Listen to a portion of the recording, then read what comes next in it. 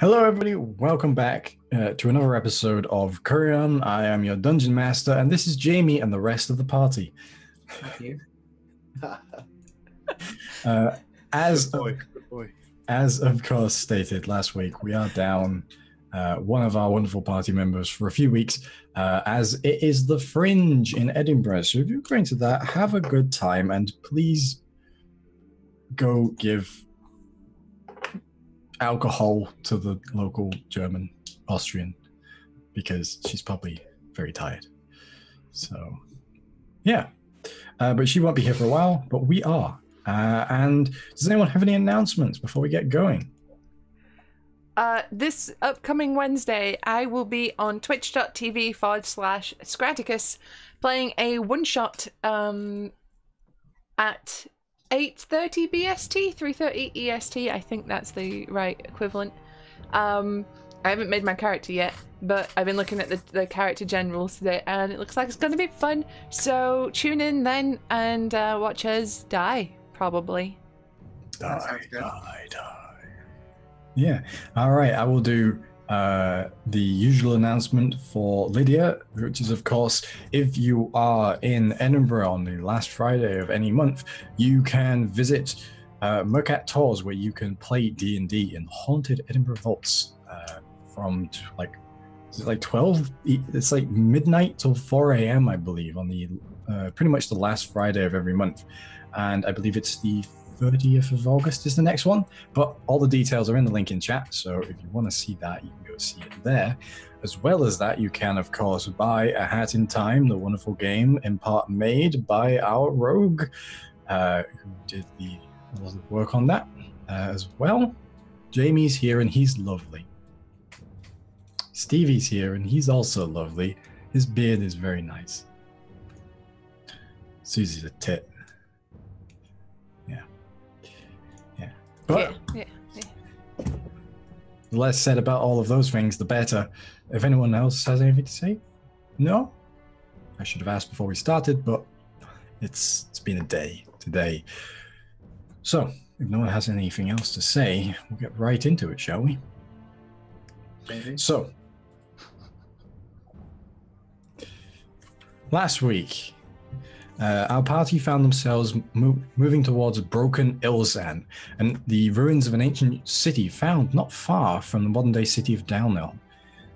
At the gates, they were spoken to by a old man in ragged robes who warned them of the dangers within the city, but said that they were prepared.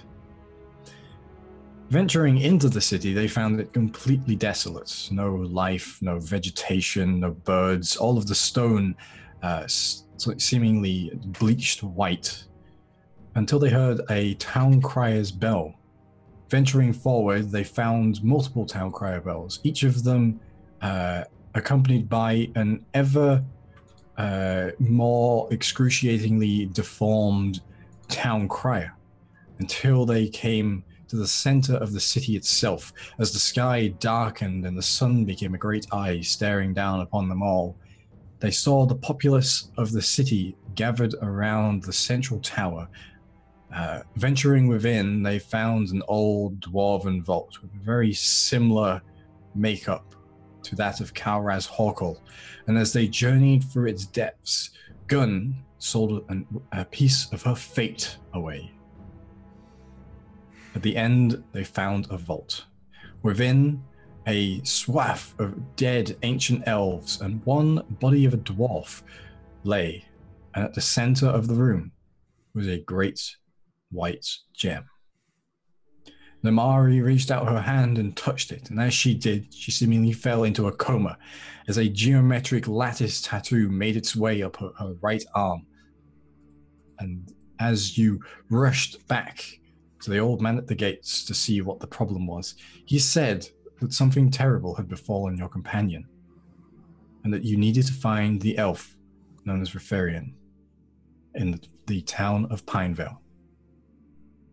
Rushing there, you arrived to see little more than an old, smoldering, burnt-out ruin instead of the humble little town that Ronan originally came from. and that is where we'll pick up today's session. As you see, about 60 feet ahead of you is the first buildings of the town. You've gone all night without rest, but you have managed to stave off any form of exhaustion for now. Ahead of you lies the buildings. It was a small town, but large enough that it seems like a black blot on the land of the burnt-out wooden buildings that remain. There's no seeming people around. It's very quiet. And Ronan, you are the first to see this, of course, as you are the one riding at the front of the wagon. The others, you all in the back. I slept, so... You did, yeah. So, but you're all in the back, so you wouldn't see this yet because the wagon is a code wagon now. You've upgraded. So, Ronan, you would see these burnt-out buildings ahead of you, and you can still make out the shops, the shapes of buildings that you grew up with. That's old Thomas's bakery over there, and you could still in your mind's eye see how these buildings looked when they were together. How old does the fire look? Is it like a fresh fire, or is this like... This is not. It's blackened charcoal, and it looks like it's been rained on at least a few times. This is a good, at least a month old. You can make a survival check for me. Checking stuff like that. Survival. 17. So from this distance, without getting any closer, it's hard to tell the exact time, but you can see as some of the large beams that make up like roof supports and structural supports some of them have broken and crumbled away. You'd say this is a good maybe at the very least 6 months ago. 6 months ago? Yeah. Okay. Then at the very least. Yeah, we're only 60 feet away. There's no point. I'll just bring us in the center. Okay. And give everyone a heads up. I'll tell them, guys, the town's basically gone. At which point I assume we all clamber on out of this cart. Mm-hmm. I'm sorry, Ronan. You came from here, right? Yeah. Can I see the bakery that was owned by us? Mm-hmm. And it's burnt out altogether? Completely gone. And as you make your way into the town now, because your bakery was further into the center of town, there are no bodies. There's no bones or anything. You'd expect people burnt fire or something to see, like there'd be bodies and such, but there's nothing. But as you make your way to the center of town, the old fountain shrine that used to be there is broken. You see the top of it has been smashed off, but in the center of the square, there is a blade stuck into the ground, a great claymore. It is stained blood red, and fire to this day still flickers off it in smoldering chunks. And from the hilt hangs a long chain that you can hear in the stillness of everything. You can just hear the ching, ching, ching of this chain as it drifts in the slight wind.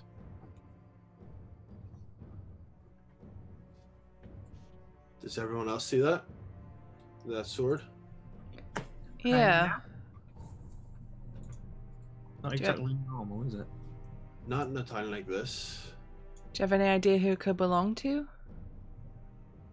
Is there anyone in town that would be a claymore wielder or something like this? No. I mean, not in my hometown. No. Not to your knowledge when you lived here. Yeah. How come we've never heard anything about this? The whole town gets burned down. You'd think someone would talk about it. The statue's destroyed as well. It's not just... What was the statue? It was like a fountain shrine. Mm-hmm. And it's a simple... It looks like a fountain, but it's like... in many ways, it's equivalent to like a wishing well, but it's a fountain. You see them a lot in in the real world. You see them quite a bit in Italy, where you'd see it'd be like a shrine to Pluto, and you'd put all you'd put coins into it as like a blessing to Pluto sort of thing. I'm just wondering if there was any like specific iconography on the shrine or. No, it was just a shrine to the divine. You know, pay your blessings to the gods, sort of thing. This town didn't really have any specific worship. It was just the gods as an entity. Did you say there was a chain on the sword? Yeah, it's like a half foot of chain, maybe like a foot at most. Attached how? As though it was done post finishing of the blade, or is it like part of the blade's gonna there's the hilt. It's like a keychain, basically. Right. Where it comes off the hilt. But obviously, because it's like that in the ground, it's coming off like that from the hilt. It's not like wrapped around the blade or anything. It's like it's been forged onto the end of the blade. I guess I don't see anybody, any sign of anybody. I kind of wander over and stick a silver in the fountain while we're talking. Yeah, and you see the old stagnant water that remains there, just into the water. Can I have a closer look at the sword? Yeah. And I was going to say something else, but I've forgotten. Yeah, just a closer look at the sword. Yeah, what exactly are you looking for about it? You said it's still kind of on fire a little bit. Yeah, it's sort of like smoldering, like when you sort of singe the edges of something and they sort of smolder and ember at the edges. It's like that. Right.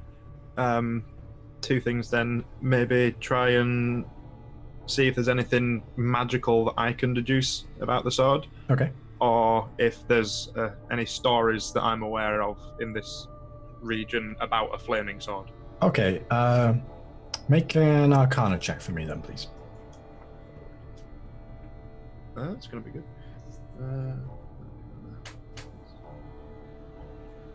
22. 22. Okay. From what you can see in the way that these flames are lining the blade here, this looks like this isn't a weapon meant to be wielded. This is a symbol. This is not a magic weapon. It is, the way that the enchantment is put. It's not put into the blade. It's put on the blade. You personally haven't heard of this specific thing, but you've heard of enchantments on objects being used as iconography prior, but nothing to do with a flaming bloodstained sword. Yeah, but it's not a magic item specifically. Yeah, I'll let everyone know that then. That it's more for show than anything else. Yeah. I need you to be honest with me right now. Absolutely. We know that Ronan's not your real name. Yep. Was the star you told us bullshit?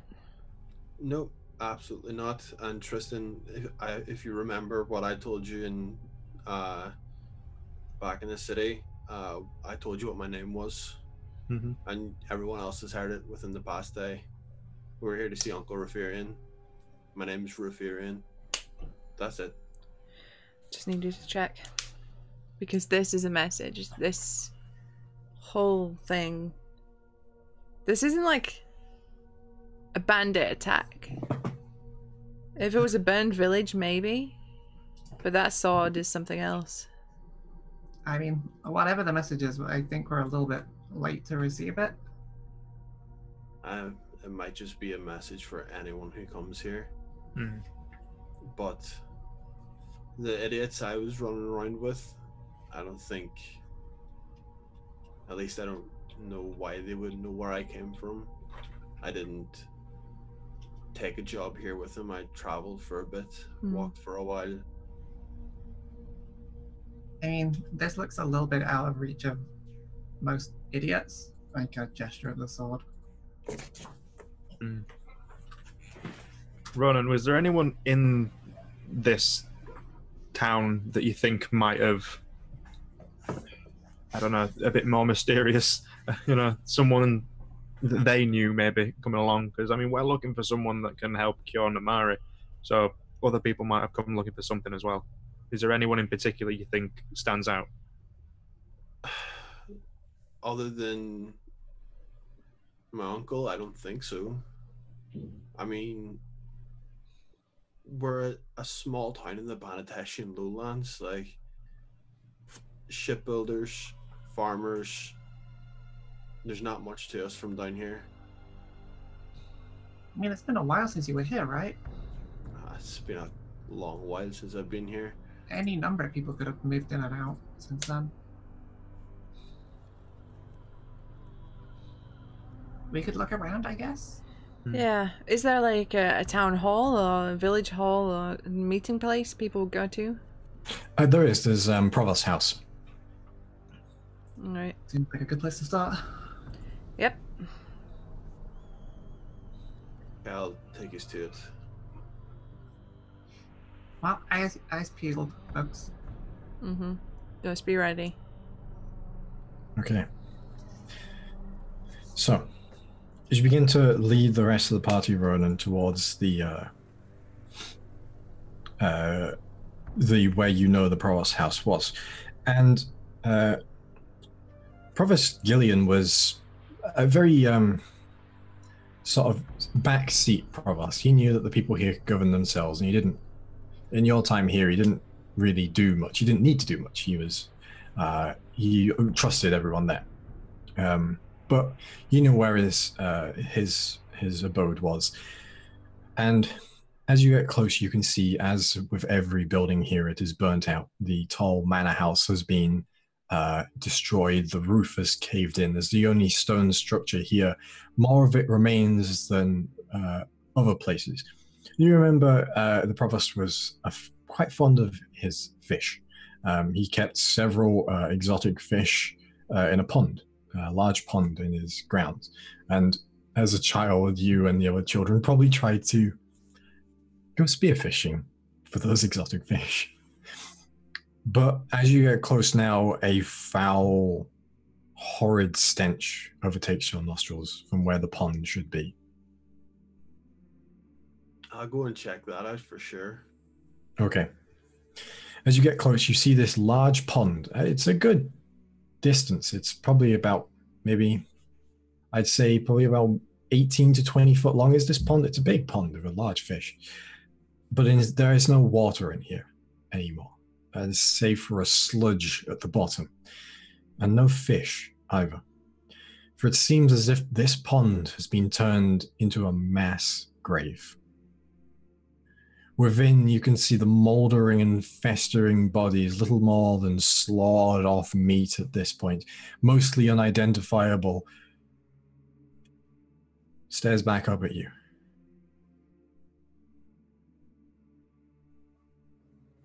I think I found everyone. Fuck. I'm gonna be sick.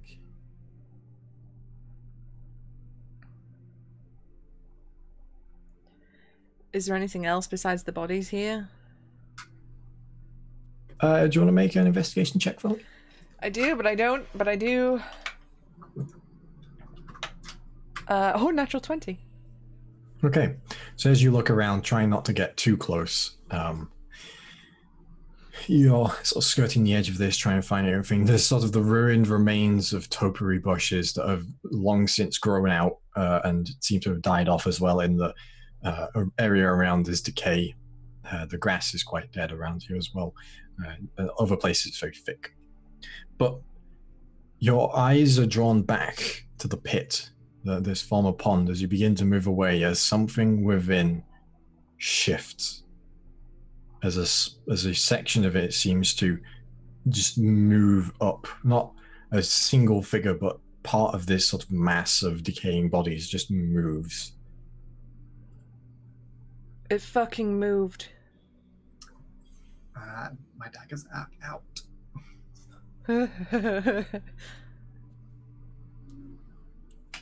Something in there moved. Now another part moves. I start backing off. Like, I don't really want to find out what it is.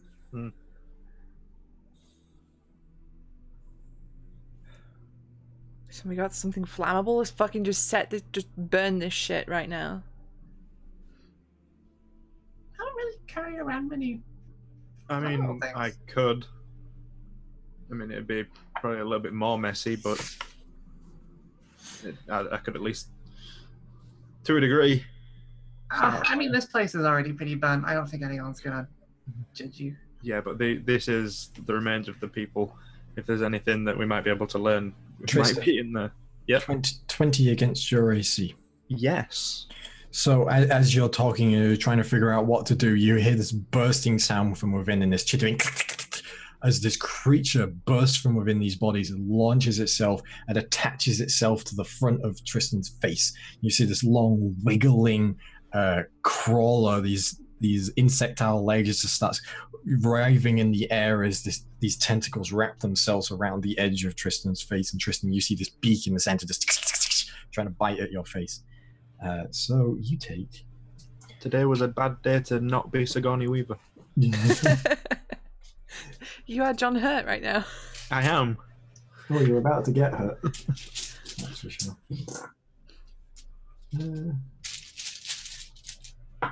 So you take 4 points of poison damage, and I'd like to make a Constitution saving throw.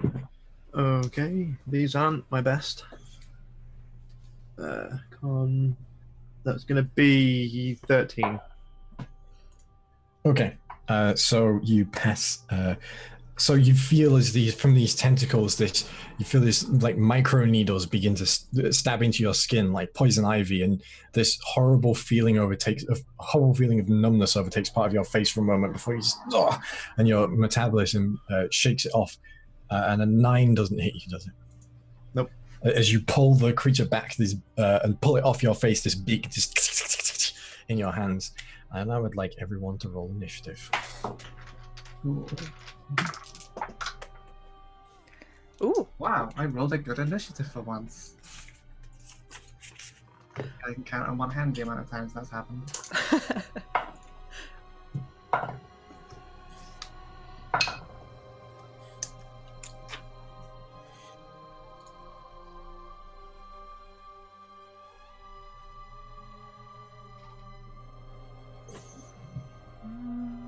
Okay, so 25 to 20. 20. 21. So guns on first. And then Tilly. 15 to 20. 15. 15 for Tristan. 10 to 15. 12. 12. Okay.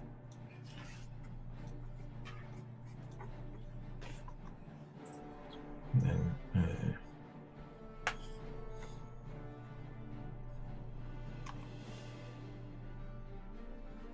okay, so Gunn, you're on first as Tristan has pulled this thing off of his head and slammed into the ground at his feet, and he's just on the this thing's on the edge of this pit leading down now, and this pit's maybe a good 10 feet to its base. Okay. Well, not to its base, to the bottom of the bodies, not to the top of the bodies, I guess. So it's on the edge of the pit.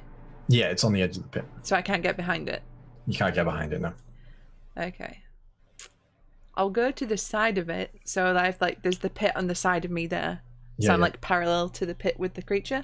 Okay. And I'm going to hit it, and I'm going to do it recklessly, and I'm also going to rage. Go for it. Ooh, okay, that will be a 26 to hit. What was that? See, my internet has been terrible.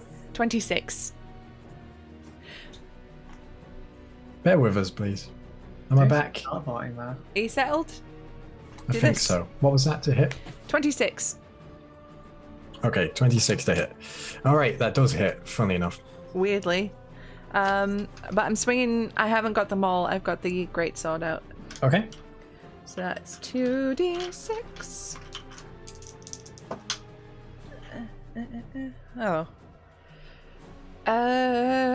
15 slashing.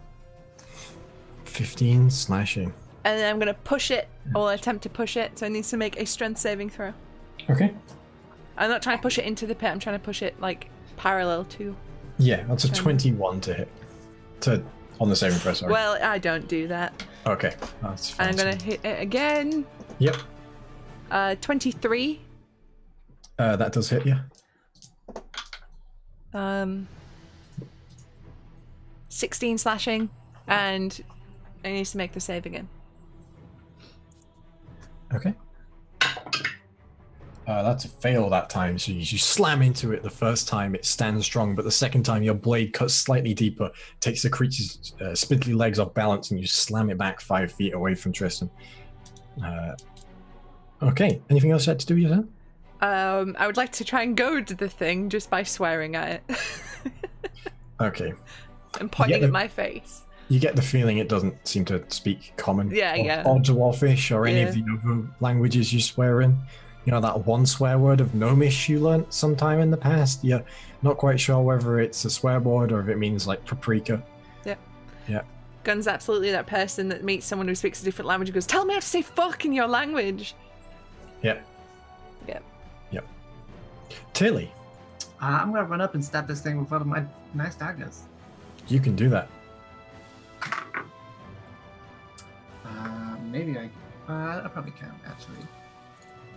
Let me take a look at that bonus I have. That's a 17. That does hit, yeah. And Gunner's next to it, so I have sneak attack, right? Yep. Tristan's also next to it. Oh, jeez, I don't have enough dice for this. Okay, so that's 9 to begin with, and then sneak attack is...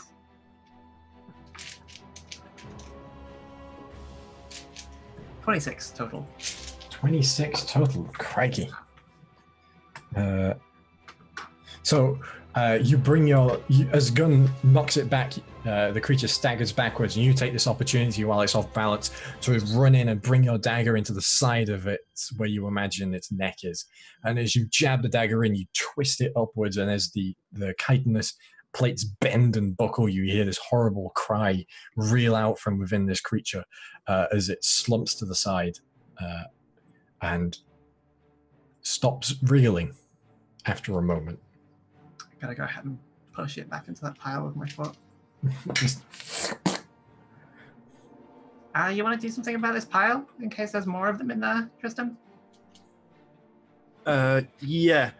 Stu, just wondering, if I were to fairy fire, if there was something in the writhing mass of bodies, because it just says any creature within the 20-foot radius. Yeah, if it's covered over by something, like vertically speaking, the fairy fire can't land on it. Right. So, yeah. It's a really good spell, but it cannot break the laws of physics. Yeah, that's why I was wondering and just wanted to check, because it just says creatures in the radius, but yeah, I mean, that's how it's written, but since when have I cared about that? Whatever he's casting, I'm gonna stand in front of him in case another thing flies out at him. Okay. Yeah, how close to the edge am I actually? You're like 5 feet at the most away from the edge. I imagined you were all looking down into it. Yeah, I'd like to back up about 15 feet at least. Yeah. And then just drop a fireball in the pit. Okay. Because that wasn't fun. Okay. Oh no. Actually, I'm gonna take cover. Really wishing I had a shield right now, so I could just...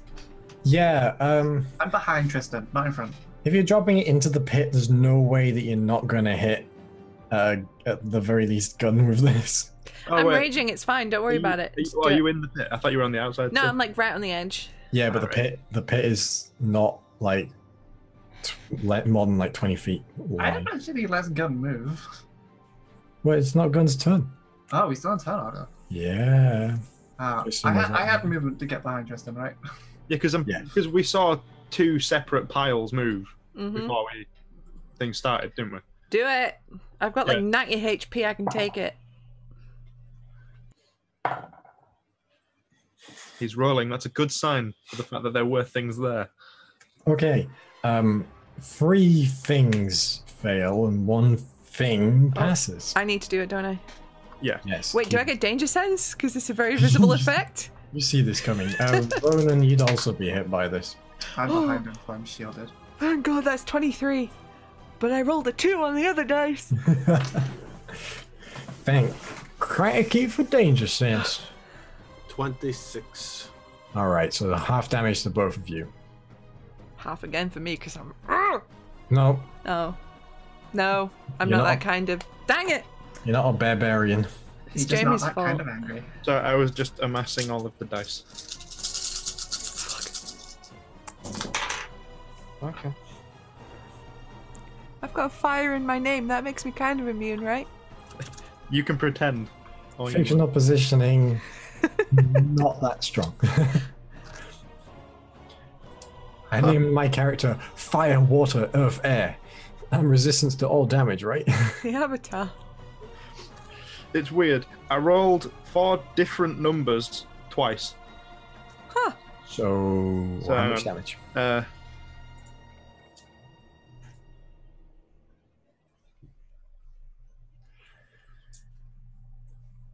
Welcome to Maths with Jamie. 29. 29. 1 point over average. So 29 points of damage. 29 and a half to the 14. Oh, so we're rounding down in this one. This session, yeah. Okay. Right, I'm putting that in the notes every time we call a round up or round down, just to see what we average out we're doing. Yeah. What? Which one do we round to? Okay. So you watch now as the pile begins to undulate and scream as it sets on fire, and you hear.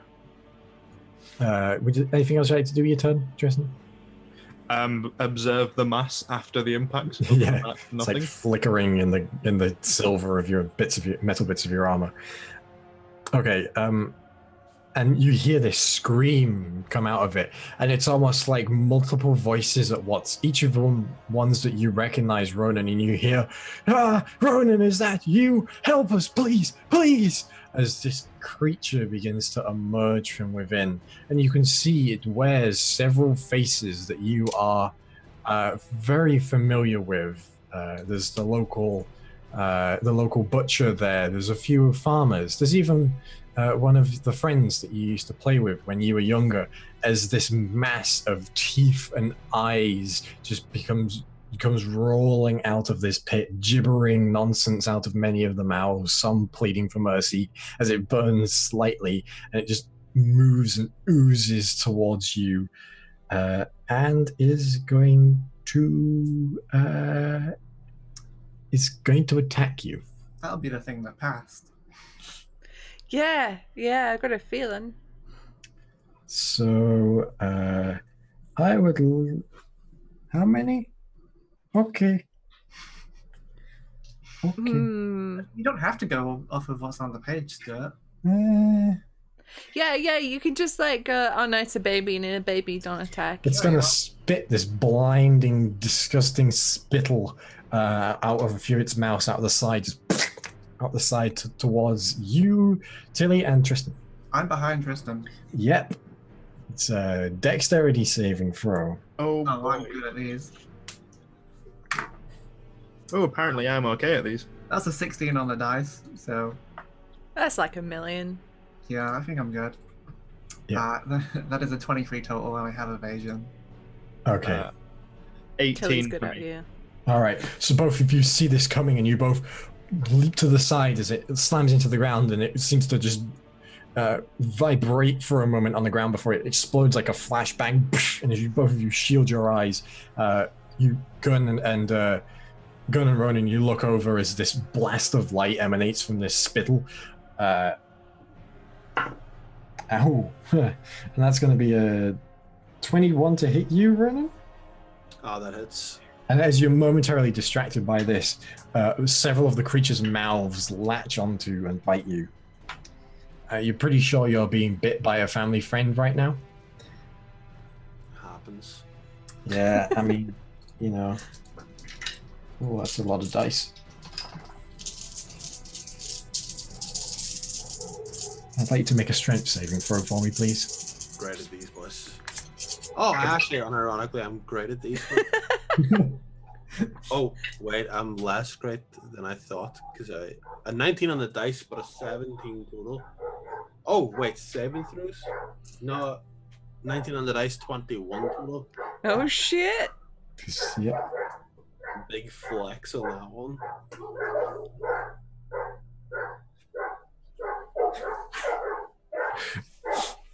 26 points of piercing damage as you are rolled into by this massive mouth which just tears at your flesh.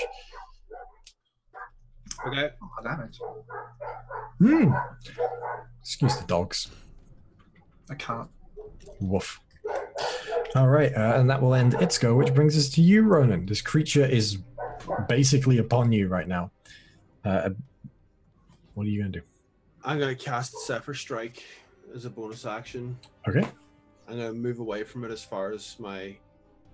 I'm going to move 30 feet away from it. Okay. Does it get an attack of opportunity while you're Zephyr striking? It does not. Ooh. I'm going to attack it once regularly with a normal arrow. Okay. Which is 23. That does indeed hit. For... Oh, jeez, I've just seen this thing's armor class. 9 points of damage. Okay. That will... okay. And then next one, I'm going to stack everything that I have on this mortal plane. A fire arrow. I'm going to activate the Zephyr Strike. I'm going to attack and try and get Colossus Slayer on it as well.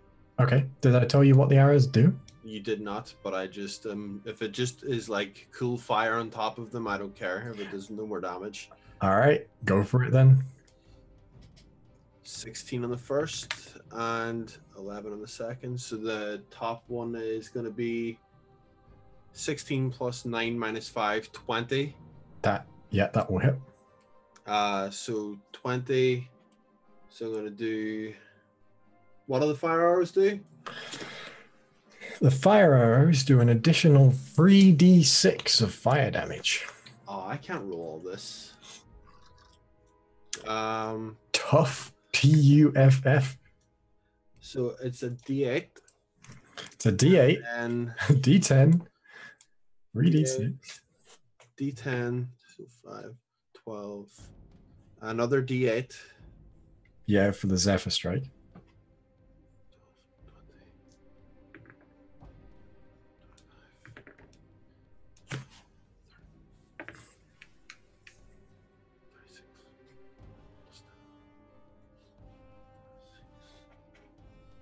Sorry. It's all right. A lot of math here. That's what happens when you Nova. 50 points of damage. Okay.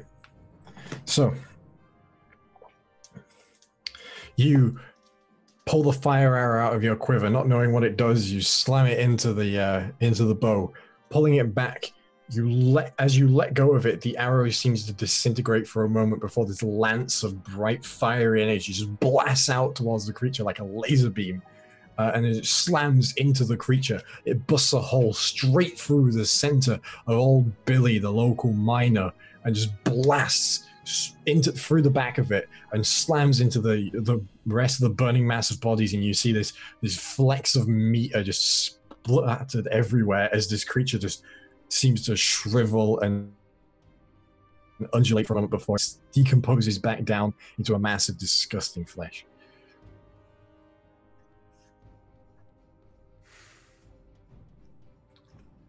Well. Wow. Well, they were worth their gold anyway. Does that end your turn? I'm going to use my extra 30 feet and run away even further. Okay. All right. So.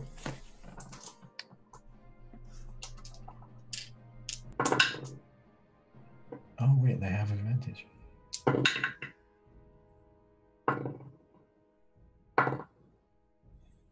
All right. Gun. Yep. 17. Yes. 16. Yes. And 20 massive. Yes. Okay, so as you see Ronan blast through this thing, your attention is just taken away by this amazing light show, and you don't completely see in your blind rage the three other of these insectoid-like entities bust out from the meat, slightly on fire. Each of them latches onto your back. Oh. with these tentacles similar to the ones you saw hit Tristan. And I would like you to make 3 Constitution saves. You have advantage on them all because this is poison. Okay, first one. First one is an 18. Okay. Second one is 20, not natural. And third one is 25. Okay.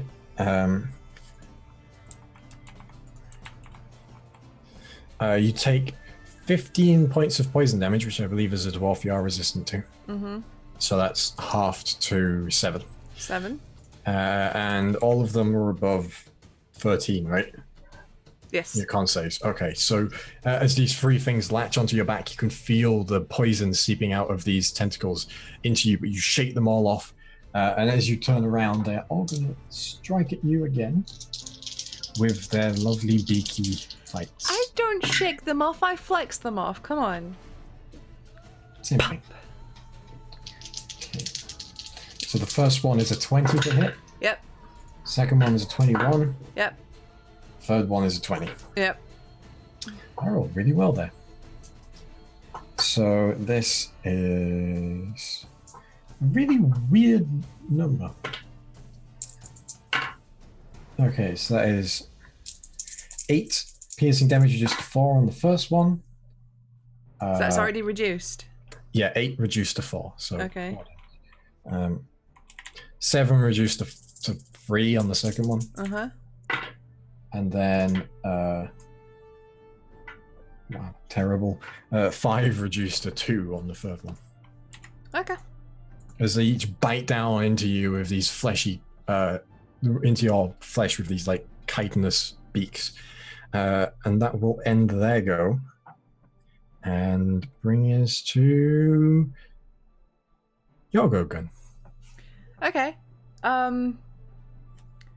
You get like a free item interaction and per round, right? So I could drop the sword and bring out the maul. Yeah. Alright. I will whirl around, drop my sword, grab the maul, and start swinging. Okay. How am I going to do these reckless? Yeah, fuck it, why not? The mechanic's there, use it. 24 to hit.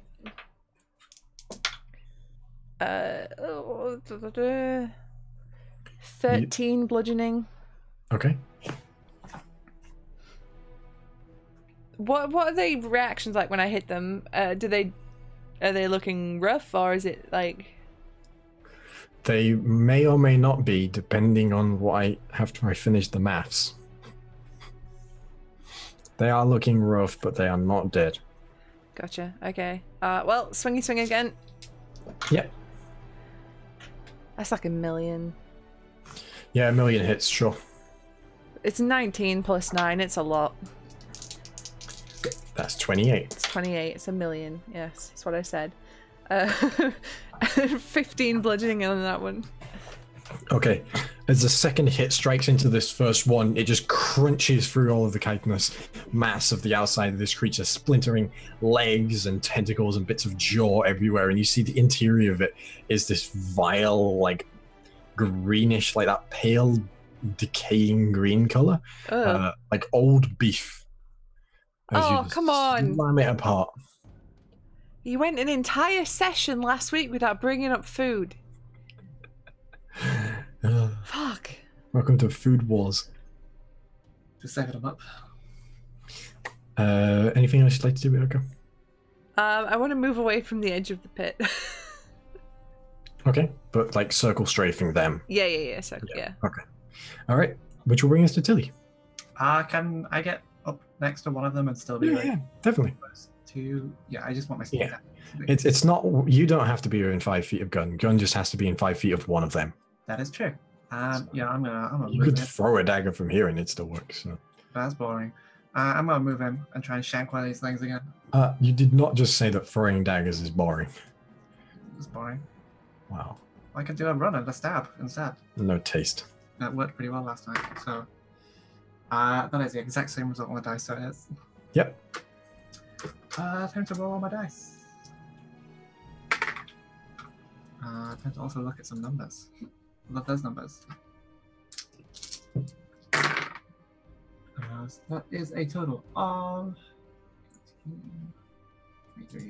24 piercing damage on that attack. Okay. So as one of them spins around and starts snapping towards Gun as she circles them, you bring one arm round, pull it back, and just carve down the front of his torso with this dagger, and just spilling it open out onto the floor and over Gun's feet. There's one left, right? Yeah. I want to kick it really hard. Okay, you can do that. Roll to attack. Okay. Is this strength or dexterity? Strength. To punch is strength. Or other bodily motion. So great. That is going to be I'm proficient in feet, so 12. That misses, unfortunately, as you whack your boot into its chitinous form. It doesn't seem affected by it. Which will bring us to Tristan.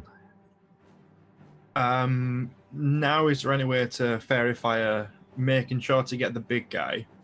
Is there any way that I can maybe get the last creepy crawly and no allies? Or The big guy is dead. oh, he is. Oh, Yeah. fair enough. So what is left then? One It's creepy just the crawly. creepy crawly. Yeah. And I guess just from here, I'll just use my light crossbow for the first time in a very long time, and just try and ping it. Okay, go for it. What even is that? That's going to be a 16 to hit. That does hit. Yay!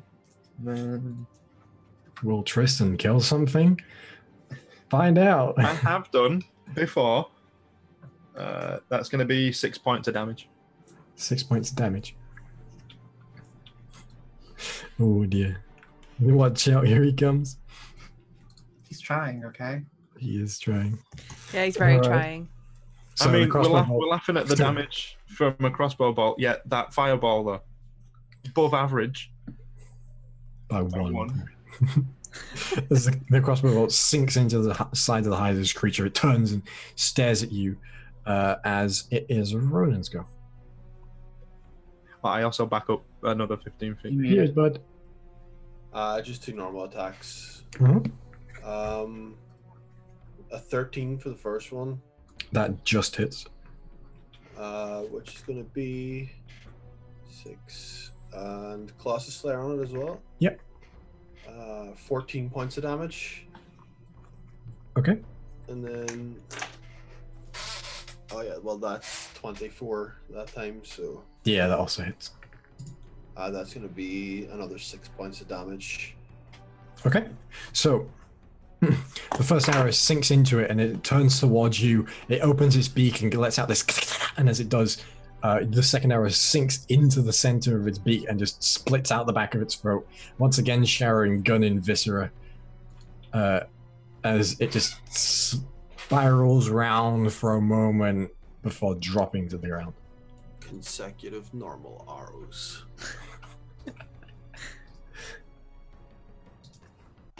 One bowman. And as you watch the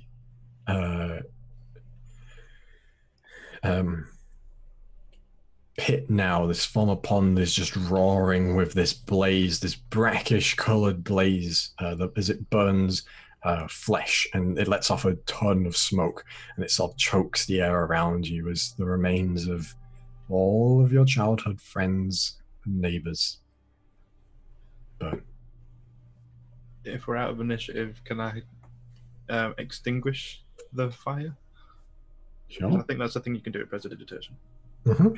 Move away from the smoky jaw pit. Yeah. The hell was that? How would any of us now? How is it talking? It was talking with the voices of the people that were on its body. That was a friend whose face, I suppose, I just annihilated there. Look, I caught it around a talking gauntlet for a while. I'm pretty sure just about anything otherworldly can speak at this point. And that thing was otherworldly. That's fucked though, to carry around the dead like that and... Fuck. Say my name. Gotta be a real piece of shit to make that. You think someone made that? Probably. It's probably not here by coincidence. I mean, yeah, I don't really hang around dead folks that much, but I know that when we tend to put them in the ground, they stay there and don't come back and... I mean, you don't often put them in big pits together like that. Ronan, I know this might be a bit of a difficult question, but did you see Rafarian in any of that? Did I manage to catch it at any point? Uh, Spend some time now. From the you can spend some time now. It's a bit charred at this point, but Tristan has put the fires out. Yeah. So make an investigation check for me, with disadvantage, unfortunately, due to the charring. Oh, that was a really good one too. That's only gonna be a 14. Okay, so as you less than gleefully get down into the pit and start moving pieces to the side, it's like shifting through the remains of your childhood in here and all of the time you spent in this town, but you can't seem to find any elven tipped ears, and also no baker's aprons. So just standing in the middle of this entourage, no sign, Tristan. Well, I don't know if that's... Well, it's news, anyway. Yeah. We should search somewhere else. I'm pretty done looking at this thing. Yeah, let's leave the dead to rest. Or make sure, hope that they'd rest. You said the important name of the people who are in charge of towns. You said his house was Provost. That's the one. You said his house was like burnt out. Can we go in it? Still? You can. Yeah, I mean it's mostly crumbled down, but you could you could squeeze between parts of it and get around the bottom. Yeah, well, especially me. Yeah, I want to have a snoop around. Okay, just make a they removed that skill. Just make a general dexterity check for me. You know what? Make it acrobatics. Acrobatics? Yeah. Tilly's doing flips and shit. That's a 23, yeah. Okay. So they removed escape artist from the game, which is what you use to squeeze into small spaces. So as you make your way around and you're moving in these small spaces and clambering over things, make an investigation check for me. Sure can. That's a natural 1, which I can reroll. Thank you, Halfling Luck. I get more use out of that trait than I ever thought I would. Investigation, that is a 14. Okay. So as you spend some time moving through here and looking around, you find a lot of the things that you'd seen in the other provost house that you'd been into at this point. You know, all of the bureaucratic manuscripts and everything like that. A magical dagger that returns to my hands? Why, thank you, sir. No, none of that. There's some burnt out old ceremonial armor and things like that. You don't find any bodies or anything in here. There's nothing really of note as to what in this building specifically could have caused this. You do find 10 gold. Oh, sweet. Worth it. Score! Out here looking for myself. I'll squeeze on back out. Okay, you're kind of like covered in old soot and charcoal at this point. That's alright. Wade out of this pit and I'll be like, Tristan, can you You look... pick up thing again? Yeah. Sorry, Yeah. Tilly currently looks like a Victorian chimney sweep.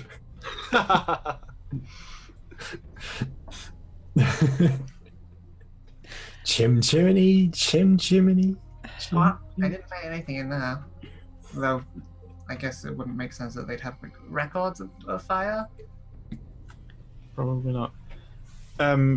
Ronan, do you think given the circumstances, if there were any survivors, where do you reckon they'd have gone? Your uncle's house actually was on the outskirts of the village, between a small wood and the nearby stone circle. Have we been past it yet? No, it's on the opposite side of town to what you came in. You came in from the northwest, and it is to the southeast. Well, we can check there. Because it's not exactly village proper. Right, so you think maybe they missed it? That's pretty much all I'm hanging on to hope for now. But my other thought was if someone survived, maybe they went to Galmore. It's the closest other settlement on the map. You actually came through Galmore on your way. Oh, we came through that. Right. Yeah. You didn't stop, but you did come through. But Galmore was completely fine. There was no one who, like, as we were passing by, we passed by at night, I suppose, who was saying, "Oh, don't go there. It's just fire." Like, they just continue on like nothing's. Yeah, true. Since there was no warning, maybe not. But did no one in Galmore think to try and rebuild, clean it up? Nothing. I mean, if they don't know, at least now we can tell them, and someone can attempt that. But if they don't know anything, they're too scared. That too. That's possible. I don't know what those creatures were at all. Never. I've never seen anything like it before. You can make a check to see if you'd like. Yeah, beasts are my specialty. You know what, Tristan, you can make this check. I was going to say, can I? Because it was very intimate for a moment there. Yeah. It's your new lover. It's your bardic wiles. Make the intelligence check for me, please. Okay. Just a general intelligence check. General intelligence for me, yeah. Okay, that's 14. Okay. You've heard stories of both of these creatures. The first one is in an old poem, an old idiom that is a gravedigger's song, and warns about digging graves too close to each other because of carrion crawlers, these long centipede-like bugs that eat the flesh of the dead and lure living people towards the decay so they can devour them as delicacies. And the second one you have heard in a cautionary tale, very Ring Around the Roses style macabre, a creature known as a gibbering mouther, drawn to scenes of death and horror. It eats the remains or the living forms of its victims and adds them to its collection of faces that constantly gibber in horror at the last moments of their death. Gross. Yeah, after that then, I'd like to just turn to Roden and be like, you know that thing that was speaking to you? It wasn't like it was them reanimated. That was a different thing that, I mean, from the story I've heard anyway, it seems they collect a bit of the dead in a way. They weren't talking to you. It was like an afterthought, an echo that was talking. They're not suffering anymore. It was a different creature entirely.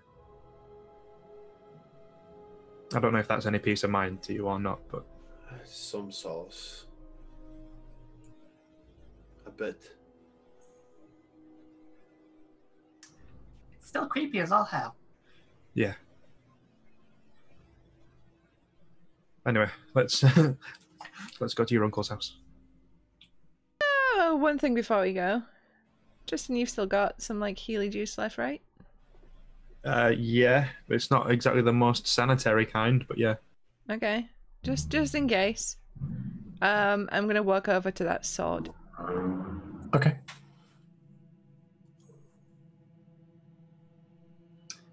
And I'm going to grab the handle and try and pull it out.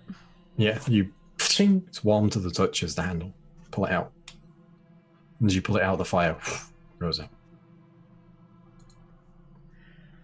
Well, that's actually a refreshing change. I thought I was going to get fucking blasted by something. Yeah, I was kind of expecting it.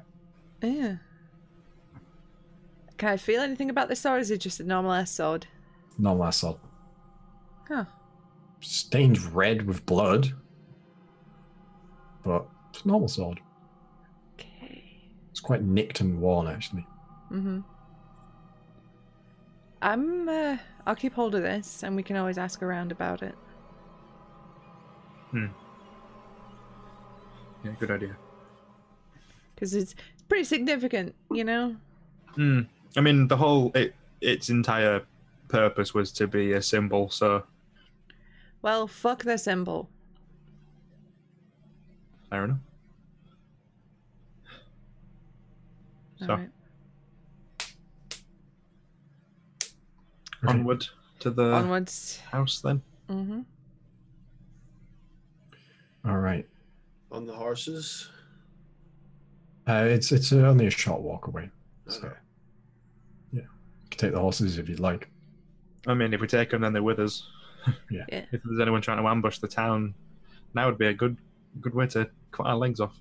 So, I mean, just get them away from those creatures as well. If there's any in a house or something like that, if there's anything lurking, let's just keep the horses safe. Yep, I think agree. the people in this town are long since being ambushed. All right. So as you make your way, you go get the horses and calm them. And as you make your way across town, you go through the small winding dirt path, which leads to the edge of the forest. And you can see there the burnt out remains of Rifferin's hut.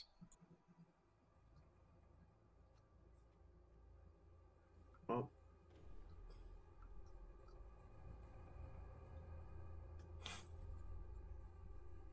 I suppose I'm going to check inside. Okay. So as you look inside, there's heat-shattered jars and long evaporated poultices and such in there. But upon Rifferin's desk, there is no writing. There's nothing that to the average person would look out of the ordinary. But on the desk, in a very, to the average eye, natural pattern, but to you, Ronan, you know that this arrangement of sticks on this desk here is a sign to you. When Rifferin used to teach you about the forests, he taught you this sign that he uses to say, meet me somewhere. And you know that he always used this sign to tell you to meet him at a small cave within the woods. It's called Beartooth Cave.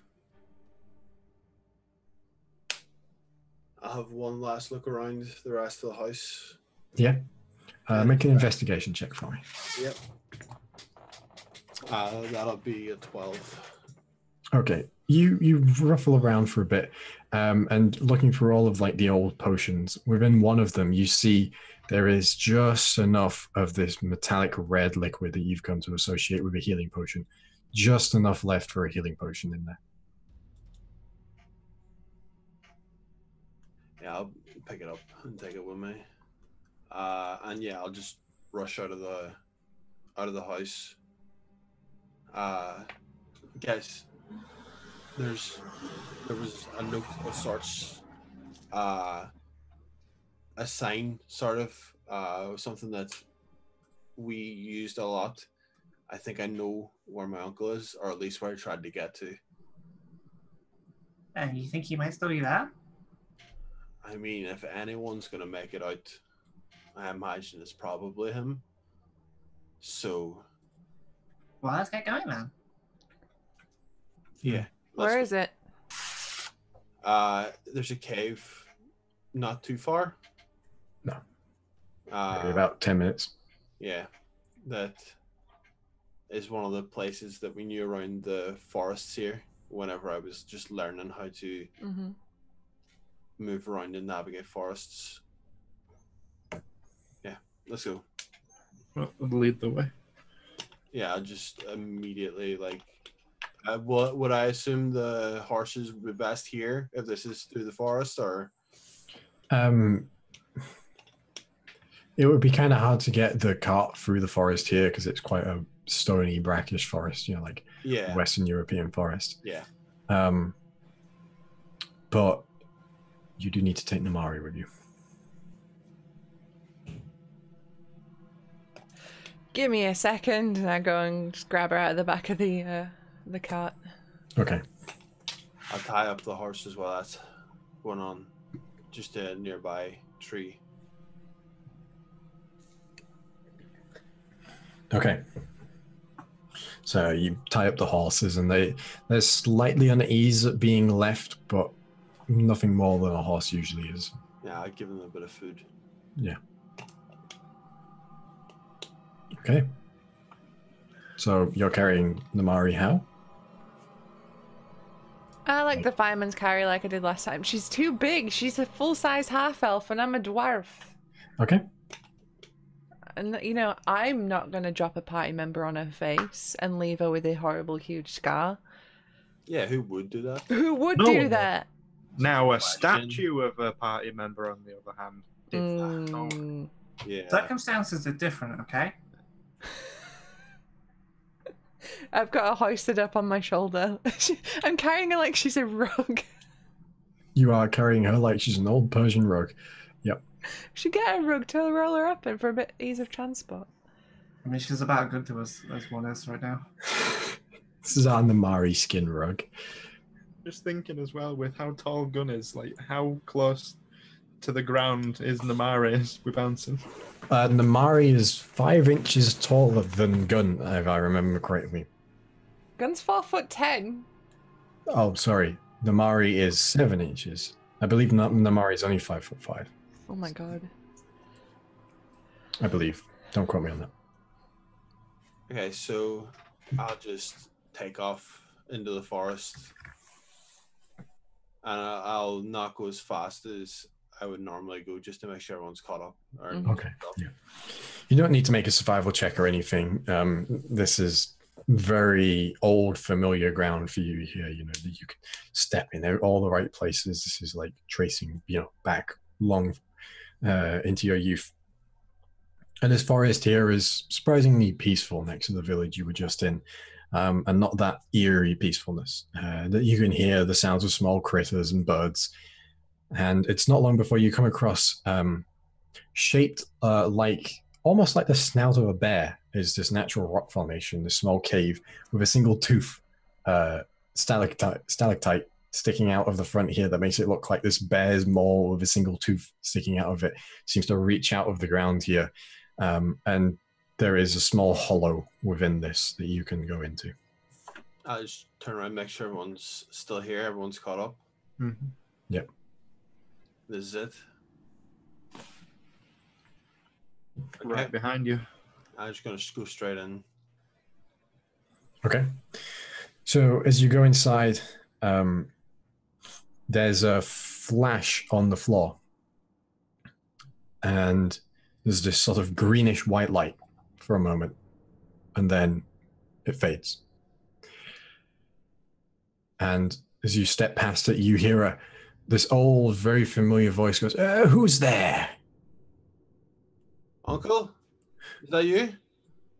Referon. It's been a while. Come in. Are you alone? Wait, are you alone? No, I've got companions. Stay right there. Don't let them move past the entrance to the cave. Otherwise, you may have pieces of friends. Okay. I'll step back again and give everyone a sign to hold. And you see as this, emerging from inside this cave into the light, is this very, very old-looking elf. He's very tall. He's got... although he's got a hunched over to him, his eyes are faded over, almost cloudy. There's not much like people left in or anything. He's got liver spots all over his face. He's got this long, silver, very elven, very straight hair that is kind of raggedy at this point, though still has that slight like elven, Tristan-esque quality to it. and his clothing is just very simple, like put together armor, and he's walking on a stick, and he's like, "Oh, Ronan, Riferon.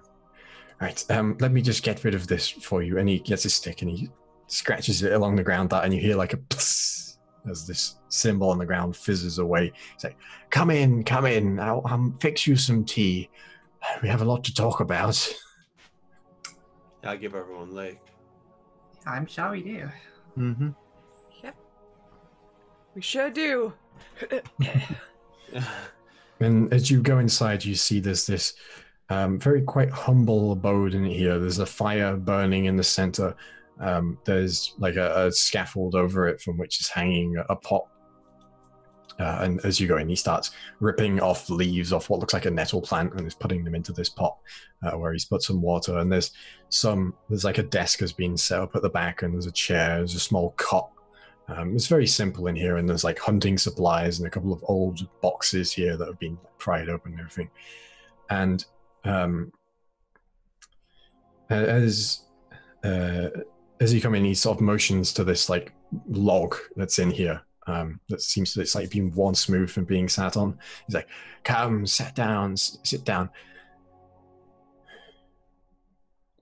What is wrong with your friend?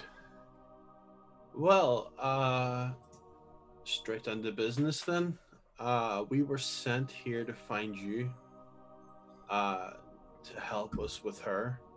By whom? I can give you no more information than a hobo guard in a ghost town. I mean, you could describe him. That would be a good start. There's no image. I can't. All I can see is eyes. So. He was sort of the gatekeeper at Broken Hills. Hold on. Stuart can't remember his name. It was something angelic sounding. Weird, that. Almost as if. Very strange. Malthiel. Kureon. Not quite. It is... oh, old Atrophenius. Atrophenius, that's it. Yes. Why? What has happened? Yes, but you're on the cot over there.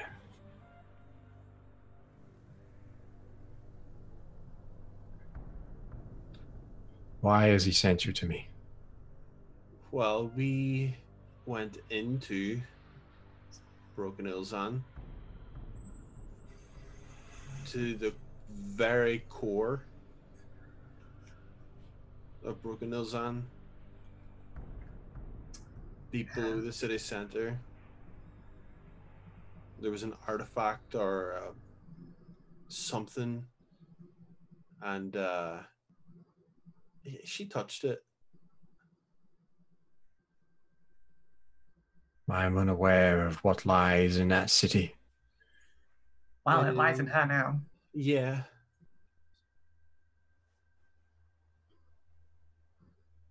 Oh, I see. But that still begs the question of why Atrophenius sent you to me. Either He said you could help us find a thing that would sort her out.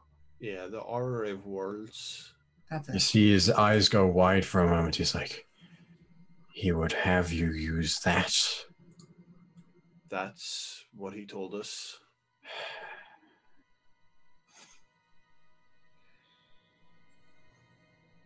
This is a very dramatic artifact.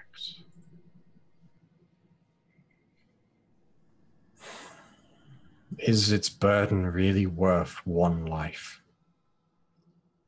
I mean, we don't know what the burden is, so... Yeah, that's... I will take you to it soon, and I can show you it in the flesh. It is here. In the forest? Close to it. But my child, As you can see, a lot has happened since you've been gone. Well, yeah, that was something that I was going to bring up. About 10 months ago, a group came here looking for you. A group of men? Yes. Called themselves the Red Iron Runners. Said they were searching for a deserter. Came from this town. No one gave you up, not even if they could. No one knew where you were. And so one by one they slaughtered the town. Burnt it all to the ground. It was a warning for you. Your parents are alive. Where? Bangladesh. Safe? I don't know. Not with these people? No.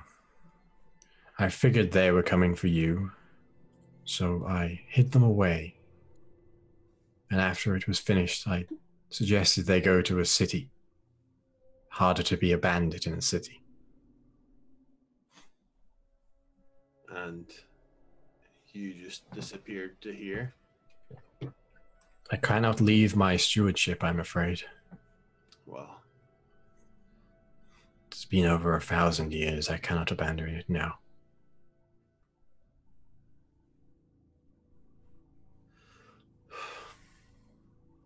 So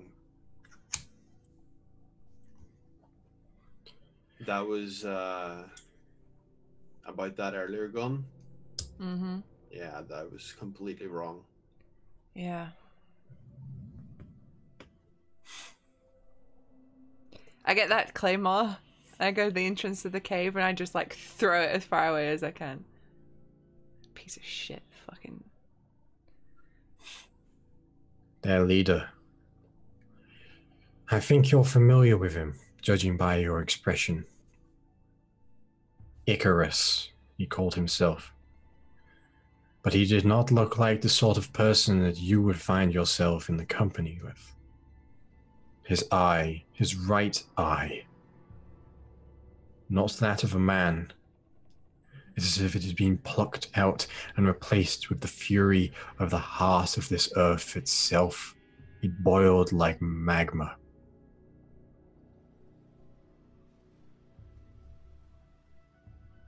Well, when I met them, all I did was take on a job as just to watch a caravan.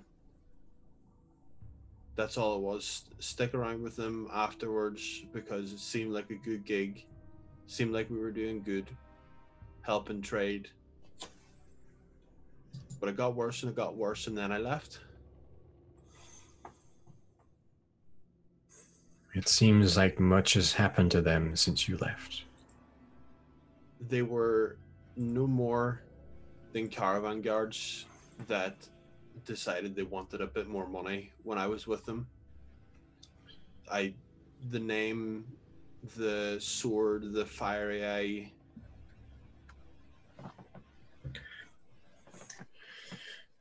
The hand of fate acts swiftly upon this world. Overnight, a man can go from the bandit to the tactician.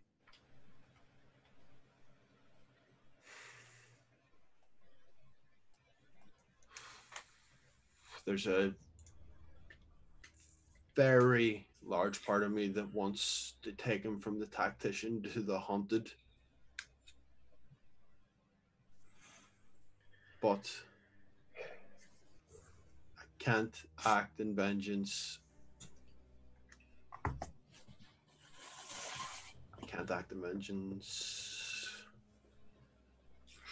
In time, I feel like your fates may cross regardless of what path you choose, young child. But you're right. You cannot act like that now. Especially if you intend to save your friend. You are involved in something far greater than a bandit at this point. Yeah, so the Orrery of Worlds. Come, bring her with us. I shall take you to it. Right after this short break. All right, Thanks, Granddad. we'll be back in a few minutes. We're just going to go get a drink. Please stick with us, and we hope you enjoyed that.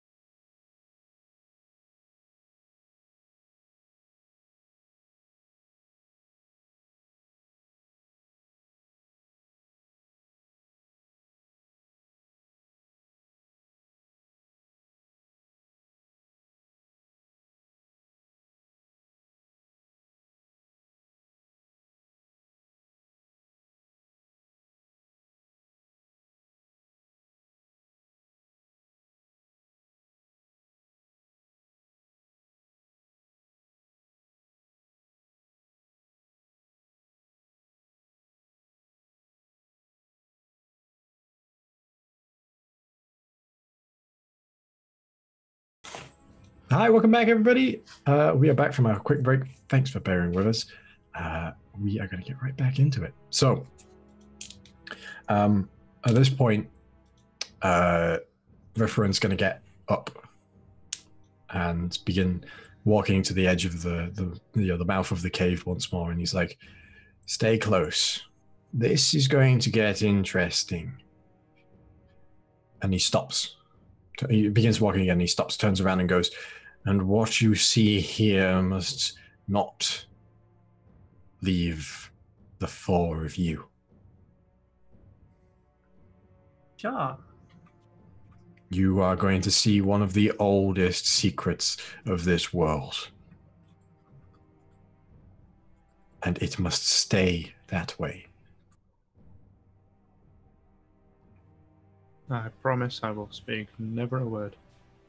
You will not even in story or song, Bard. Never. Wasn't planning on it. Forces greater than I will come down upon you if you do. Come.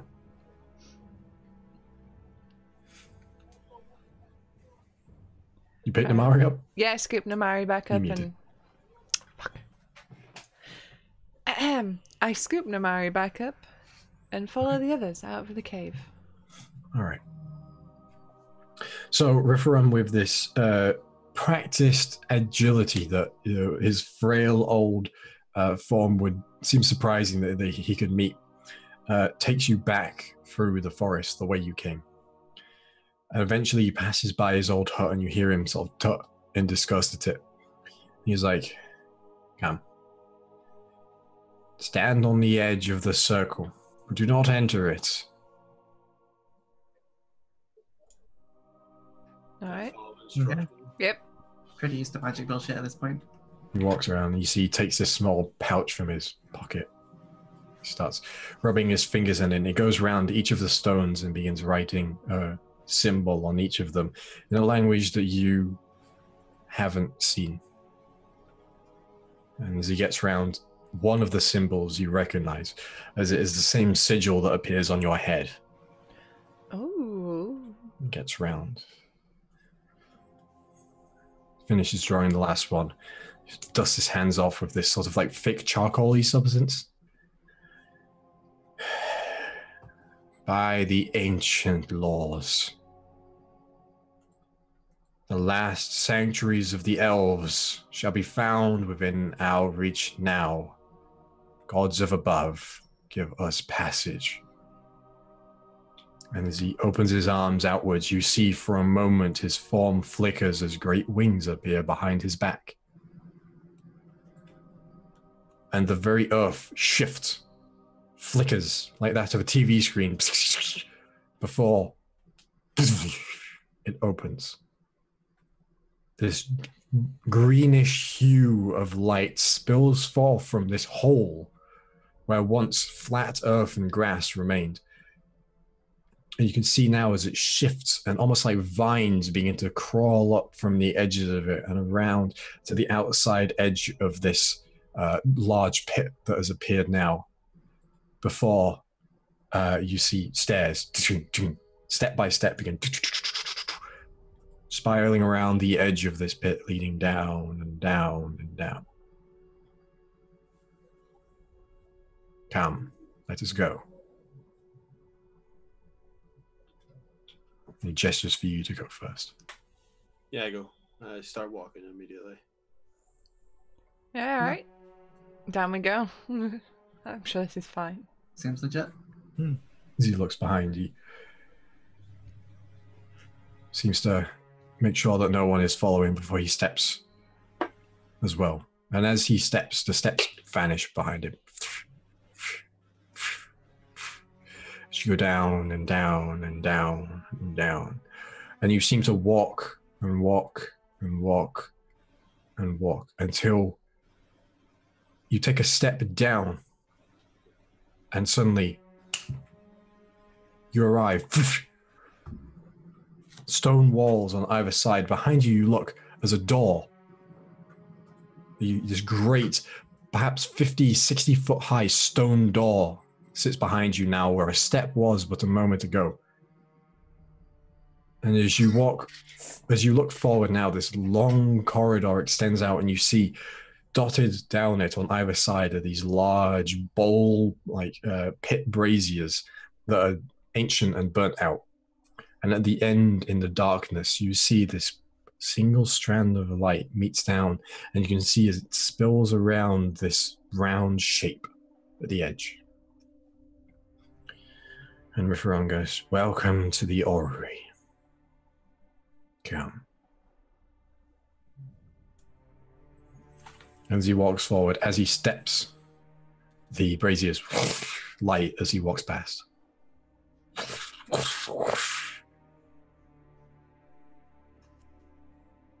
So, what exactly is this place?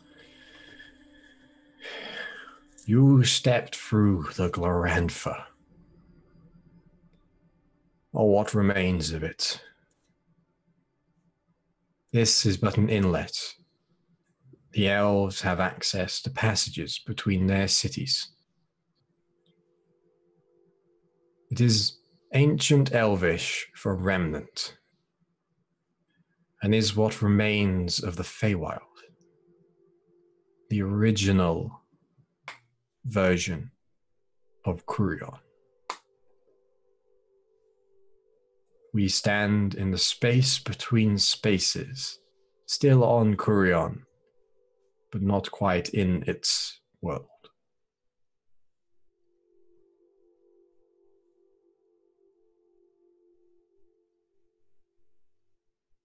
I just give whoever's closest to me a look. That's like this is all going over Tilly's head.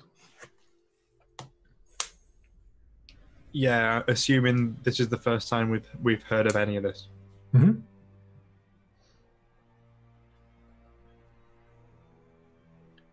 Is the word Feywild recognizable in any way, or is that totally lost as well? You've never heard that before. Okay.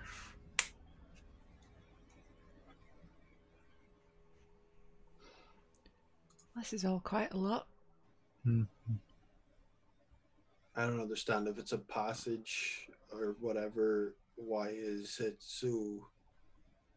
What's so bad about it? Imagine you have a door. And on the other side of that door, you know that there is the inside of a house. But the outside of the house has been burnt down. You can see it clearly. But the inside is just as it once was when the house was new. That is what the Feywild was.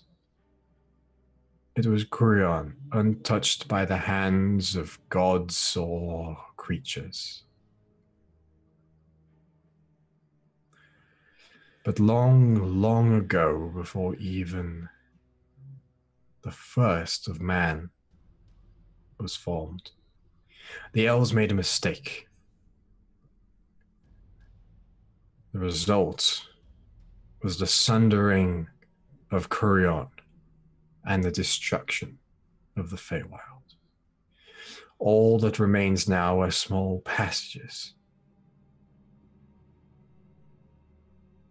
such as the one you walked through.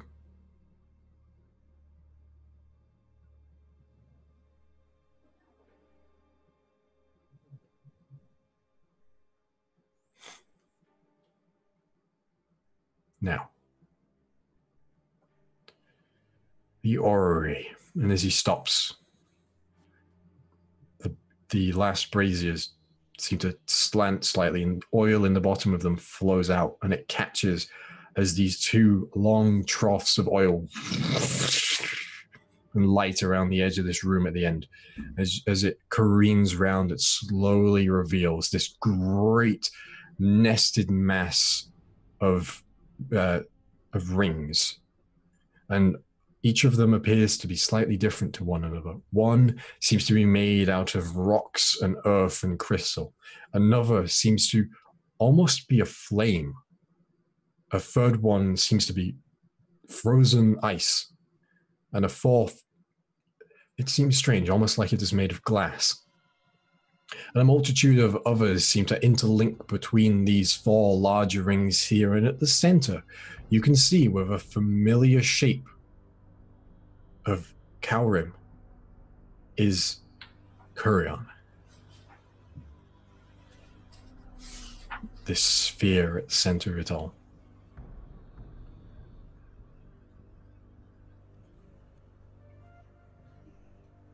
I think I'm just gonna stare at it. I imagine this is quite an impressive sight. It is. It's huge. It is easily 100 feet at its smallest ring. Dang. This is massive.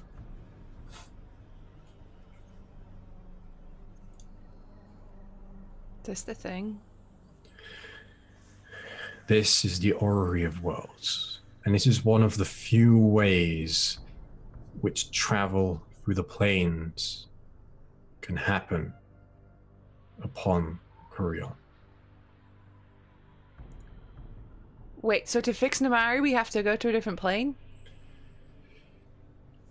No. Oh, okay. To fix Namari, you will need to go to many planes. But to fix Namari, you will need to bring what of her is lost back to this plane. Surrounding Kureon are 4 planes, still accessible. And between them exist smaller planes. Links between the 2. From your auras, I can see you have been to one already. The plane of dust. Fire, water, earth, and air. The 4 links. This orrery moves them. Shifts an entire plane to open up a space so that something may get out. Because even before the elves, the gods made a mistake upon Kureon. And it is not something I am allowed to go into, but it created something known as the Astral Spire, locking the planet off from many of the outer planes. And it is on one of those planes that your friend lies. Moving a single one of these rings could change the entire world. And to find your friend's soul, you must move all 4 of the outer rings.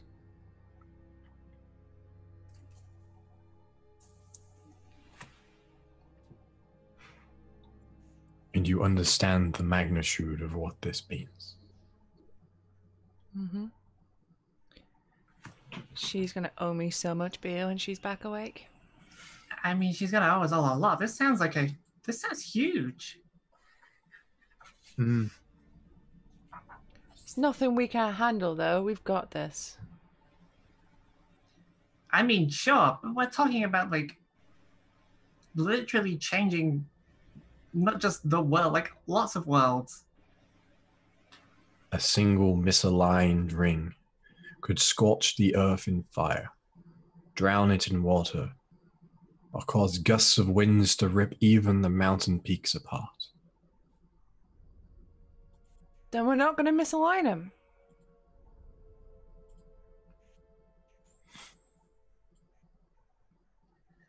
I mean, that's easy to say.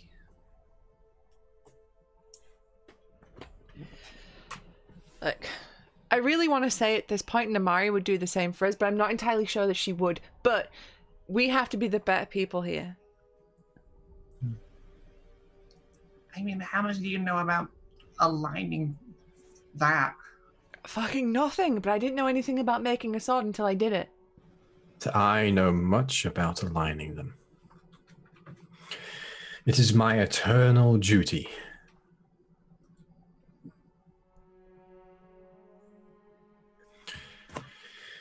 And he walks over and reaches out to this small, almost like a plinth. And atop it is a orb of this almost watery colored gem.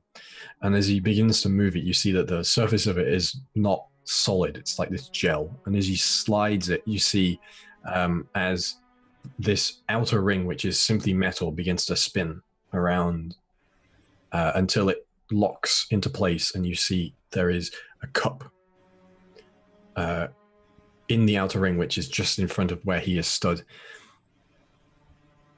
And he reaches out and sort of puts his finger around the edge of it, and you hear, like, you know, when you put your finger around the edge of a bottle and it whistles? Mm-hmm. Each of these requires something. You must journey to the planes, the inner planes of elements, and find them. One of them, I know, is not far from here on this plane, but I do not know where the others are. You may need a piece of paper. I pull out one of my notebooks. From the plane of fire, you will need a forge's clamor. From the plane of earth, you will need a rumbling from the deep. From the plane of air, you will need a whisper on the wind. And from the plane of water, you will need a song of the sea.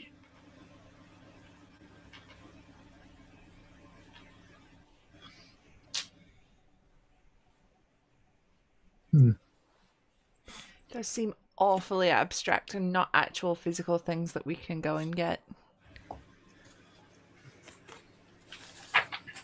Are they like metaphors? There are many things. But off the southern coast, almost directly south from Pinevale, long, long ago, the captain of a pirate fleet from an old civilization, Walkrick Abram, was said to have a song of the sea. Perhaps it still lies there now. None truly know why he was coming here, but his entire fleet was destroyed and shipwrecked in the bay. If you journey to the south, there is a small pier with a rowboat that can take you out to it.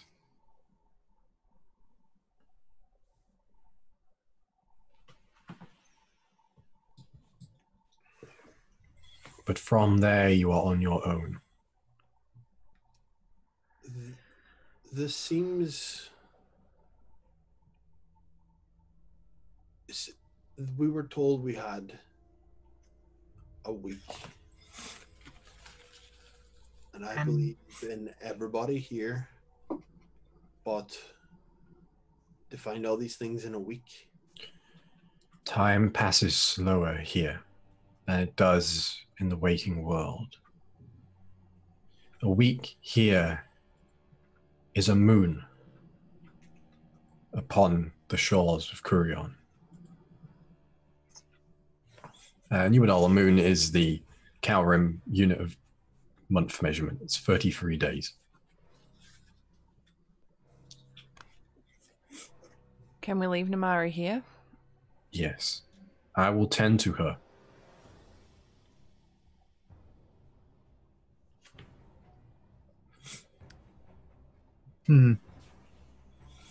I'd say she doesn't bite, but that's really untrue. Well, she's not doing much of anything right now. Yeah. I don't know.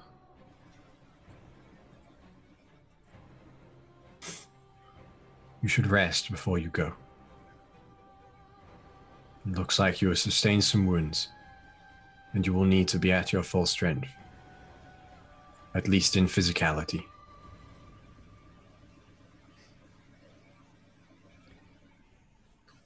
Can I ask, do you know what even has the power to do whatever has been done to Namari? What is the scope of what you're dealing with?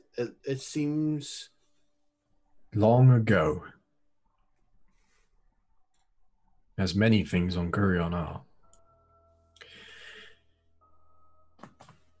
the dwarves tried to trap my kind in lanterns.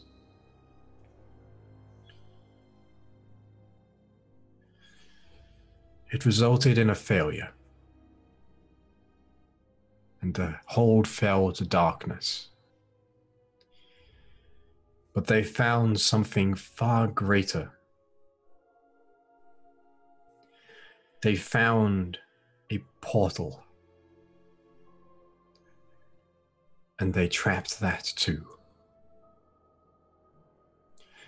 And in the absence of light, it breeds darkness. And that darkness stayed sealed away for a very long time. Until a relatively recent civilization, in terms of ancient civilizations, of elves, found it and opened it. And within a week, their city had fallen to ruin. You know it as Broken Ilzan.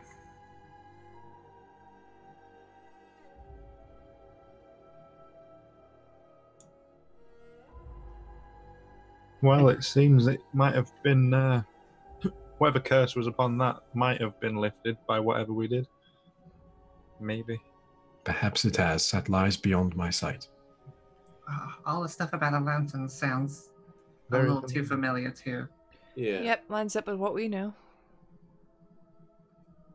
You ever hear of a place called Calraz Horkle? I have. Long ago, I was there. Oh, Well, not so long ago, so were we.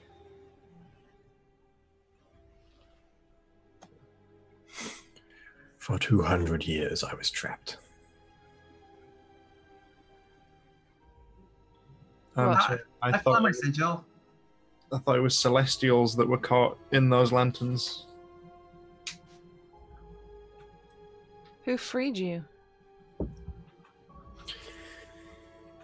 Gravity. I fell off a shelf. And the lantern broke. Yeah, that'd do it. The best bit of luck a lantern has ever had. Now, I tried to smash that lantern we found and that didn't work.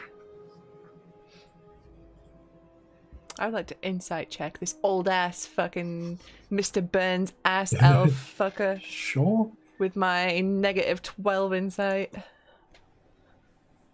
it's just a straight roll, I think. Nope, it's -2. No. What did you get? Well, I got a 2, so that's a 0. He is 100% telling the truth. This is the most trustworthy person you have ever met in your life, and you would lay down your life for them. Don't go that far. Yeah, dude, that's my uncle.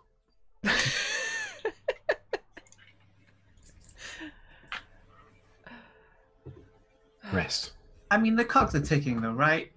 He's talking about it like a celestial being. He was freed from this place. We were there recently. We freed someone. Yeah, that's true. We did free someone recently. And I don't know much, but one of the sigils was familiar. Yeah, And we can still see it in Namari's, flared with Namari still. Alex said a couple of minutes ago that I flared my sigil and looked at you all. Yeah, like... It's been on Namari's head this whole time as well. Mm-hmm. Oh, I forgot she's still shining.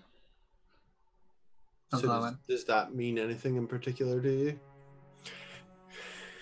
It means light. Oh, well, that makes sense. Yeah. But the thing we freed from the lantern wasn't like this. It was a big horse drag thing, snake thing. A Kirin. Kieran. That's what those are called. Huh. Susie knows Gun didn't because she's an idiot. It also knew things it probably shouldn't have. Do they have some sort of... They are gifted with a sight. That explains They that. do not see the world as it is, but as it could be, as it was, as it will be, and as it will not be. Sounds like a headache to me. Perhaps to you it is. We could have found out anything. I hope that question was worth it, Tristan. More than you actually know. So if this Kieran was bound and then we freed it, and it means light, and you were bound, I am but a steward, not a greater being, such as a Kureon.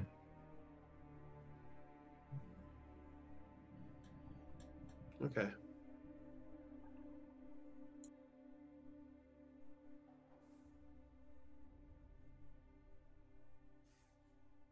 Well, I suppose we need to rest, you said?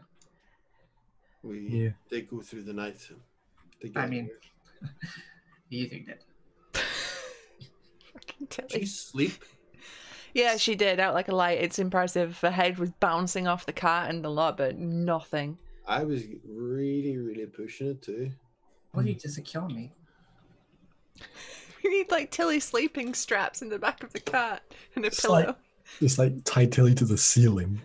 No, it's like BB-8 when the Falcon's going all over the place, just like suspended in the middle. Jesus, you're like a decent blanket would do. Tilly's just like bouncing off the wall, like, tink, tink, tink, tink, tink, out like a light. Not that light. Ronan's not that graceful. Alright, Yeah, Let's shall get a, we do the rest? Yeah. let's get a camp set up for a sleep. Yeah. Okay. Because I've taken more damage in that last fight than I have done in like days in game, and that's impressive. Yes, it is. Well, then again, the last time you took damage before that, you were like fighting a Kia. Which you were missing for half of. I didn't take any damage fighting Akia. It was before Akia. That's right. The Kia just kept you away. Yeah. I had to tank that one. Tilly the off tank. So you taking a rest? Thanks. Yep. Yeah. I should get my ass a shield. Short or long? Long. Long. Have a good sleep. But I will try to identify the elvish armor that I picked up. Oh, and the axe that I got. Yeah. Picked Was up a it- bow too, right? Or the bow, yeah. You But did I pick need up a a bow. bowstring for that. You have a bowstring. It's in your bow. Yeah. But I assume I wouldn't have just the one in case mines did break, and I'd be like, oh, if I only had foresight. I'd say you had a spare one, yeah. Yeah, that would make a lot of sense. You're not a trained bowyer, however you pronounce it, so it's going to be a straight roll for you with dexterity. Yeah, So that's cool. try and string this. So you're looking at the bow. You're looking at the axe. Mm-hmm. I can look at the armor if and no one else wants to. Put all my thumbs, I guess. Give it a look. All right.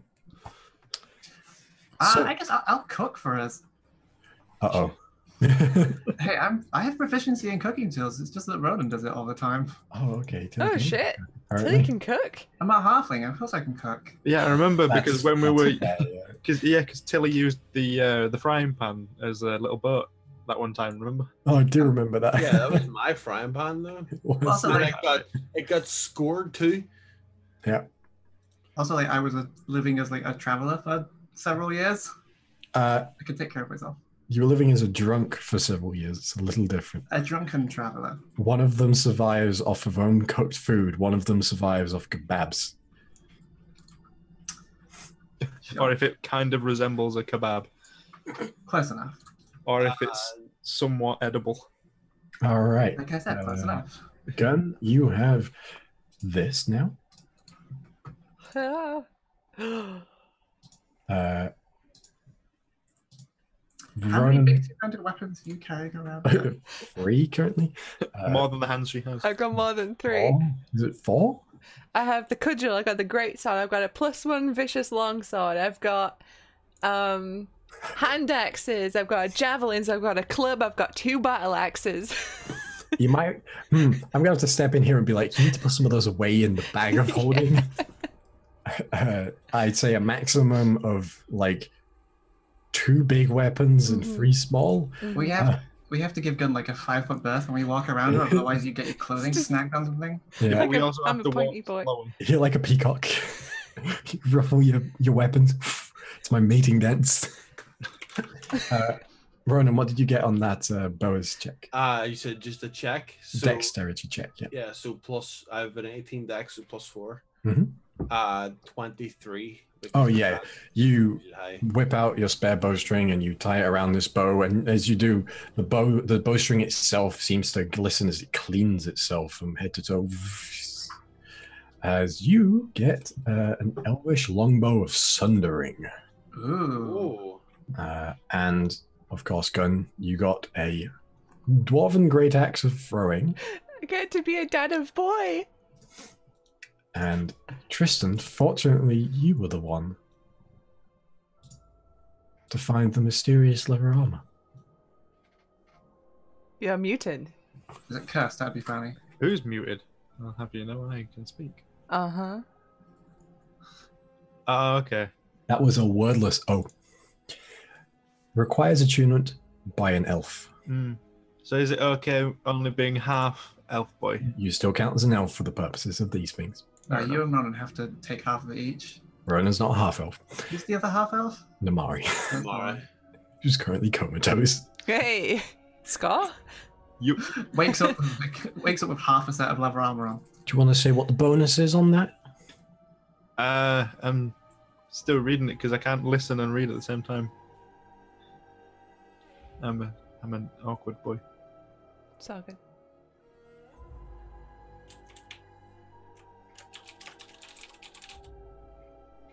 I mean, you can read it out loud because if Yeah. you're waiting for me to read it. It's this immaculate deep brown leather armor is covered in beautiful flowing gold leaf patterns. A cloak clasp on the left shoulder is a symbol of 2 crossed elven blades over a leaf shaped like a flame. This is a +2 set of studded leather armor. This armor has 1d6 + 1 charges and a maximum of 7 charges. As a bonus action, you may spend a charge to take the dodge action. As a reaction, you may spend 3 charges to grant yourself resistance to fire, cold, or lightning damage until the beginning of your next turn. Also dying. As a reaction, I need to change that. I need to update that.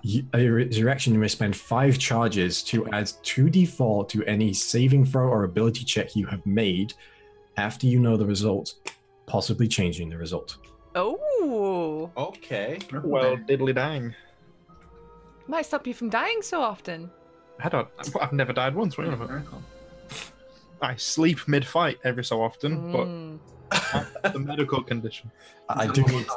The narcoleptic bard.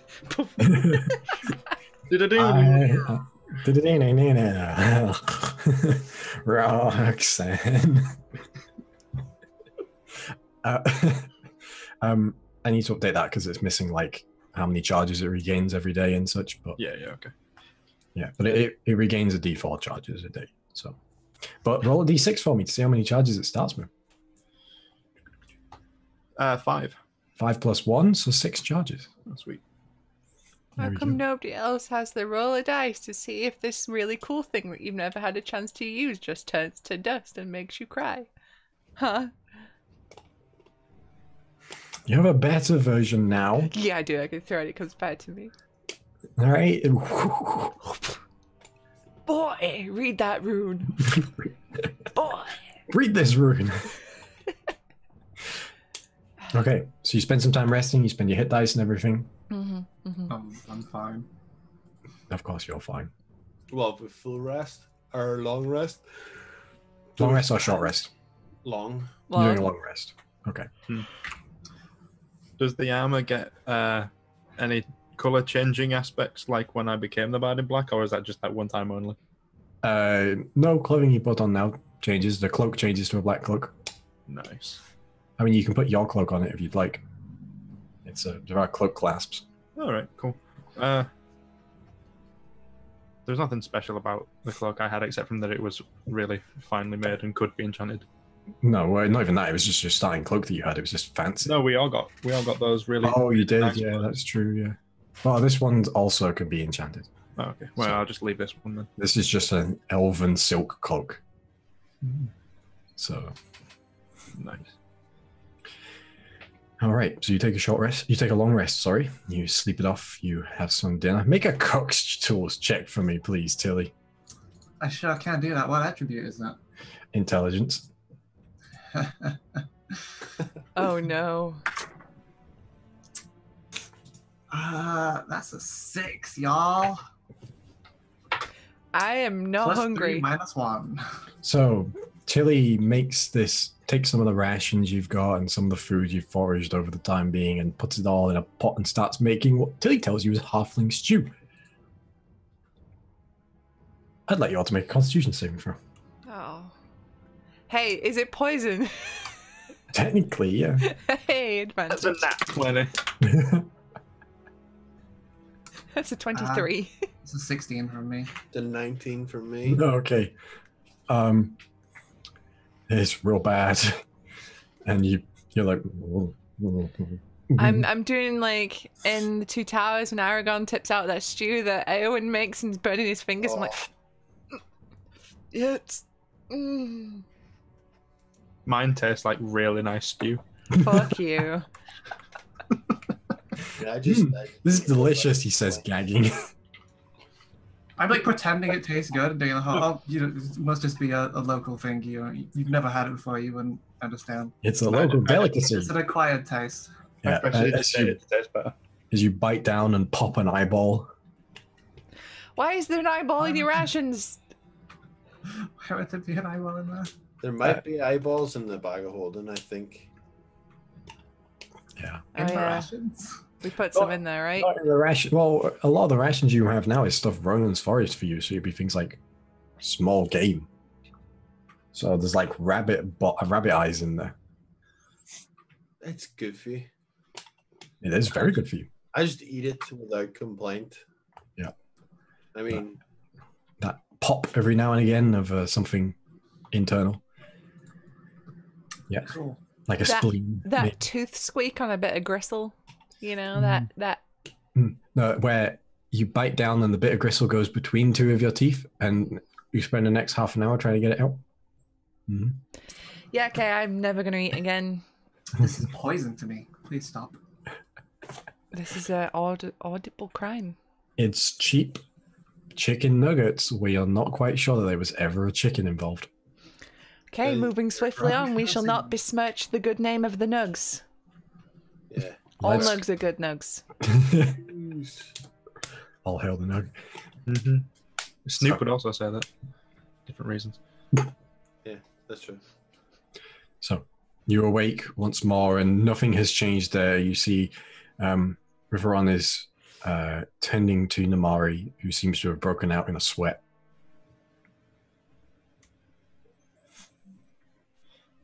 Funny thing, you said time moves differently here. Yes. So is it currently moving differently on us now? Yes. Okay, I'd like to check the pocket watch. Pocket watch is moving at a different... Just still been very strange, and heads and the tails cannot be made. Yeah. Fair enough. Well, yeah, it was a long shot anyway. You best leave. 2 days have passed in the real world. Oh, bloody hell.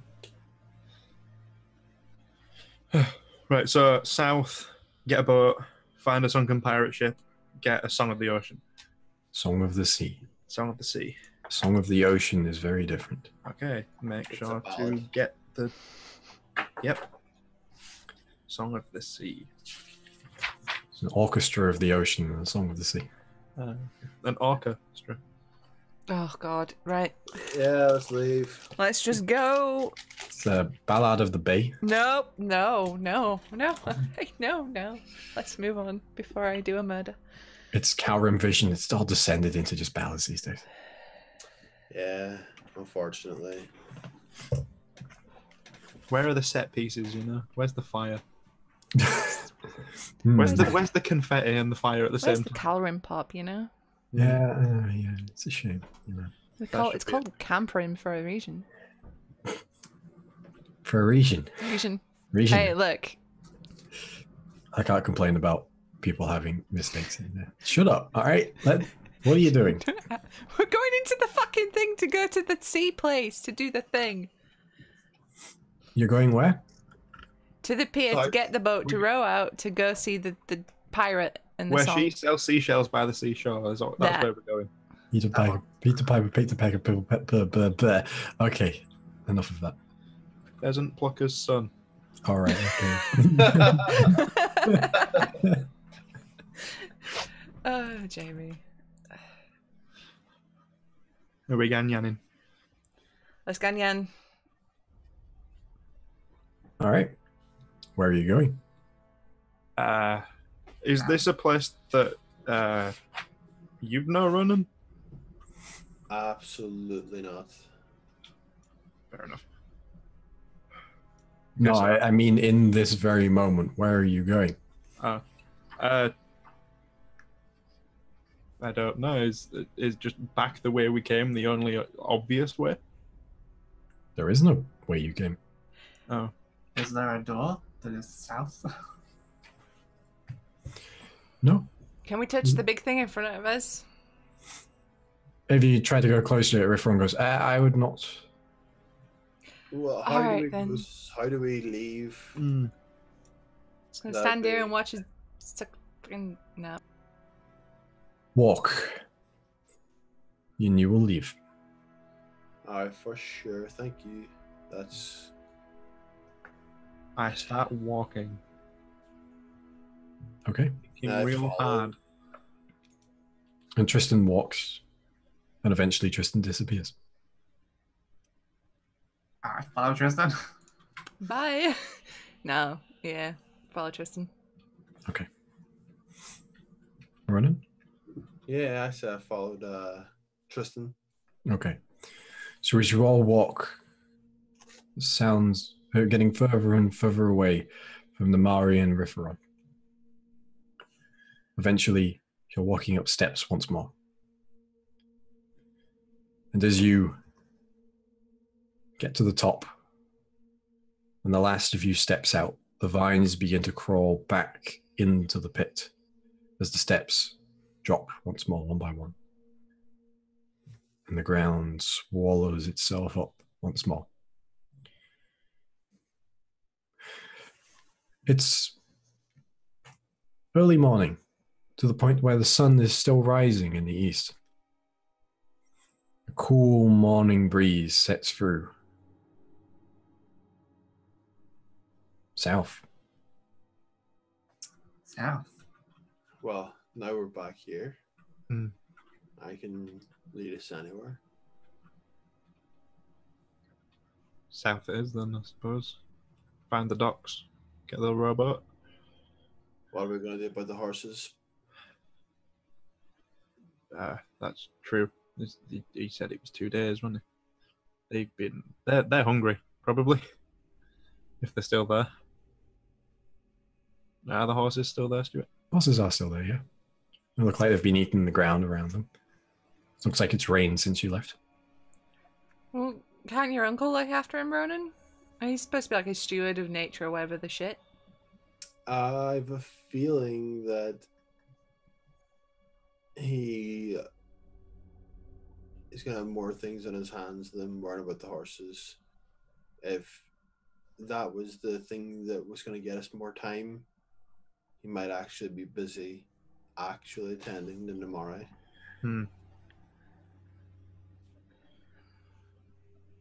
Well, I imagine if we've got horses, we've got some feed for them. Right? Would that be a logical conclusion to draw, Stuart? Yes. If we can just leave them with a bit at the very least and just try and get whatever this task is done as quickly as possible. Obviously, because we want to do it as quickly as possible, but Yeah. extra reason though. So yeah, I'll leave them with a bit of feed and then head back to the rest. Okay. Ah, we got places to be. Yep. And now we've got to move fast. Yep. Or we could even take the horses then if we're moving fast. We're going to be going out onto the water. I think it's best to leave them here where they can at least graze a little. Not to mention, he mentioned it was a rowboat, and it's going to be a squeeze with us 4 on it, let alone us 4 horses. I wasn't thinking taking the horses on the expedition to try and find a sunken pirate ship. I was thinking getting us to the docks would maybe be helpful. No, it's fine. But fine, nitpick all you want. Is the pier something that's familiar to me in this area? No, not to you. As far as you're concerned, south of here is cliffs. Yeah, then if it's almost directly south, I'll find almost direct south and I'll just begin heading that way. Okay. So it's about a half day's travel there. And it's mostly open plains there, as you know, most of the lowlands are. And as you begin to reach the edge, you catch that sea breeze and that smell of the ocean hits you. A very different smell to when you were in Silgar. Not as earthy and metallic. And eventually you come to a cliff. A tall, white cliff. Chalk. And as you look down at the bottom of it, there's a small pier sticking out from a tiny beach. And moored at the pier are 2 rowboats. But as you bring your vision up, you see into the distance below a graying sky, masts and the bows of ships sticking out like ancient gravestones from this huge mass of destroyed ships.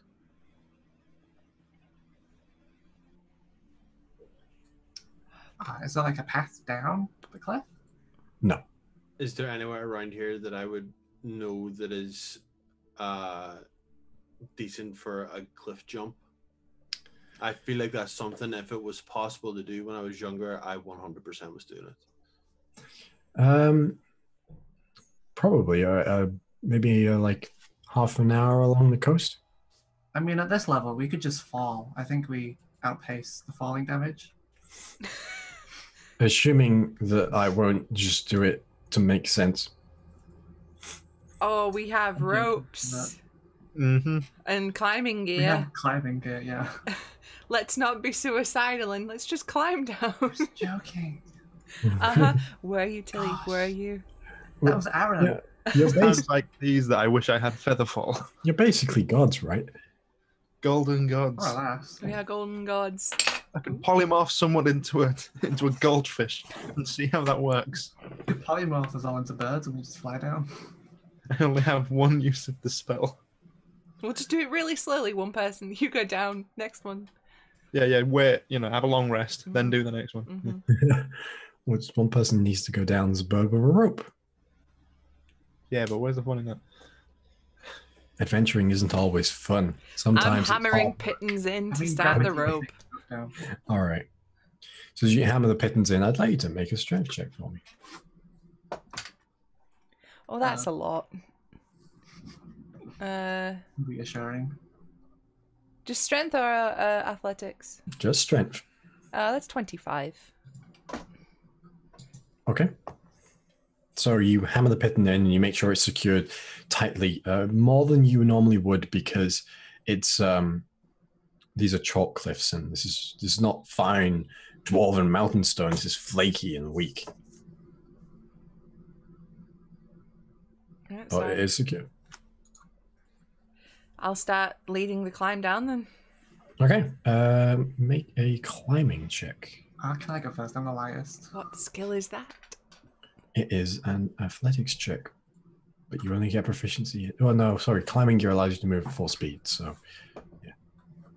Athletics is 21. 21. Okay. So you begin to sail down slowly. And you get to maybe like 7/8 of the way down before the rope that you had runs out. And it's maybe a good 15-foot drop at this point. I could handle that, but If you push out, you could make it into the sea. yeah, I'll do that. Okay. In that case, then make an athletics check for me again. Where's that dice? It's 20, not natural. 20, not natural. Okay, so as you push off again, and you unclip the rope on the third push, and you just launch yourself out into the sea with a sploosh as this gun-shaped wave emanates outwards and rocks the rowboat slightly. You're down, and you're soaking wet. I go next. Athletics, you said? Yep. Oh. In fact, for brevity's sake, let's have everyone make an athletics check at this point. Well, mine was 13. Okay. Mine's just 10. Okay. Mine's a natural 20. Okay. So Tristan, you go down, and what do you do at the bottom? As you say, it's about 15 feet. Yeah. What would you be landing on if you didn't kick out? A pebble beach. Pebble Beach.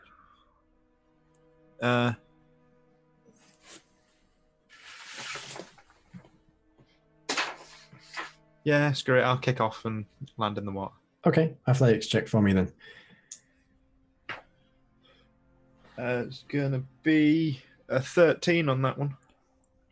Okay, so you kick off, and you let go, and you reach out, and most of you hit steep water, but your feet hit the edge of the sandbar and just a bent, and you hear that horrible sound as you're fairly certain you've just popped out an ankle joint.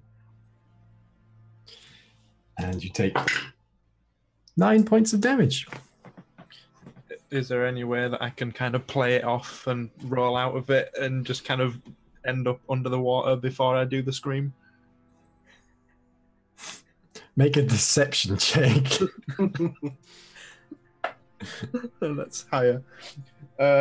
It's 22. Oh, absolutely. You, with practiced efficiency, hold it in for a second until you're underwater, and then suddenly you just see where Tristan lands. The sea goes silent for a moment, and then it's just... I like to imagine about 3 feet left of gun. She just says under the water, and the bubbles go. Yeah. As you look down, you see one of Tristan's feet is like that, and the other one's like that. And then it has this weird bob to it. Now, Tilly, you make it down to the end, fine, but when we say climbing kit, is it literally just like the pitons and rope, or is it like a rappelling thing where you can have the hands free? It's a rappelling thing, basically. Okay, can I have cut like an extra length of rope and just fucking tied it to the bottom? Not the way that works, but you can try. I mean, I could just move on to climbing. It's not like climbing rope. This is fake hempen rope. You know, this is a heavy duty thing. Yeah, I just want to do that. Yeah, you can climb. You can do that, yeah. Like, it gets Ronan down easier. Mm-hmm. And it gets us up as well. You don't have to worry about that. It's only like 15, not 50, right? Yeah, 15, 1-5. Yeah, like I'll just fall off. I mean, that means we can climb back up if we need to. Okay. But yeah, I'd like to do that. Yep.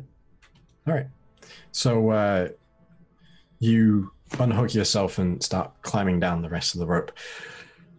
Ronan, you begin climbing down, but this is hard. You're supporting your entire body weight and all of your gear, and you've got a breastplate on that you're not used to wearing and everything. And as you get about halfway down, your grip begins to give out. And by this point in time, the rest of you look up and you see Ronan is beginning to slip down the rope slightly. How far up am I? Right now, you're about 50 feet. Do I reckon if I pushed off here, I could get all the way out into the water? You can certainly try. Absolutely gonna try. Okay. What would you like me to roll? I'd like you to roll an athletics check for me, please. Nice, let's go. Oh, I'm such an actual big dog. That's a 17 total on a 19 on the die. Okay. I love that. All right. So as you push off from the side, you soar out, and you all watch as Ronan, a good 50 feet up, you know, it's like 4 stories up, Ronan pushes off the edge of this cliff, and you see as he soars out and then drops and just lands face first in the water, and his feet catch one of the rocks on the shore. And Ronan takes a lot of damage. That's fine. That's a 1 from the Dwarven judge. I was going to try and catch him if he came down on the beach. Either that or like bouncing a little bit further with that ring of the shield bearer. Boing. So that is 34 points of damage. All to your foot. Not even bad. No, all over, just with an extra amount on your shin, and you feel a crunch.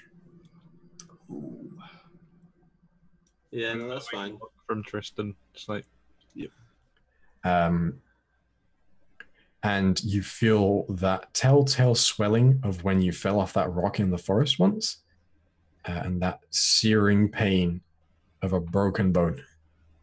Might need more than a health potion for that one. That's fine, walk it off. Fine. I'll need a splint. He explicitly can't walk that off. A dwarf could. So you're all down at the bottom now. Yep. Broken bones ain't nothing. And once I can get back on the dry land, it's like, yeah, no, I was falling. Like, I was going to fall. So I figured I would try and fall for the water. I figured that would be best. But I think I broke my leg. Oh. You sound real calm about that. I've broke bones before. And I'm just trying to believe that if I don't acknowledge it, I won't cry. We're good. Mind over matter. Yes. It works. Yeah, that's a good plan.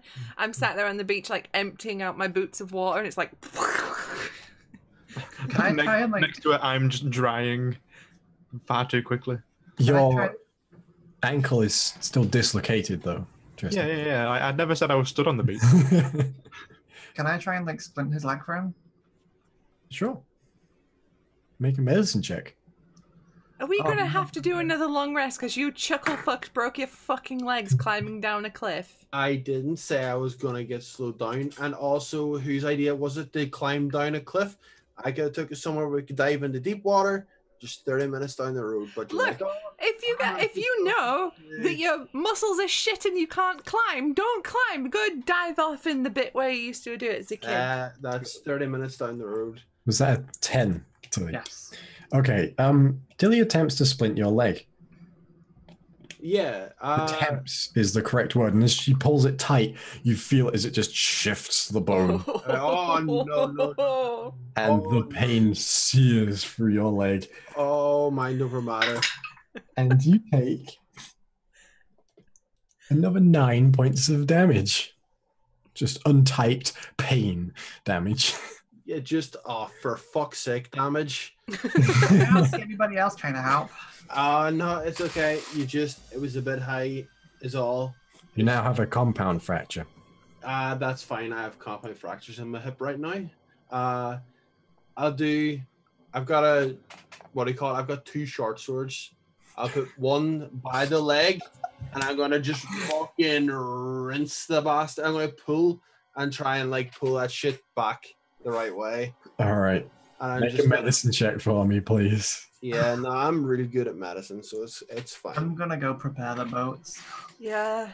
By which I mean get 26. All right. So as you push on, you bite down hard instinctively at the pain, and as blood swells in your mouth as you bite your tongue.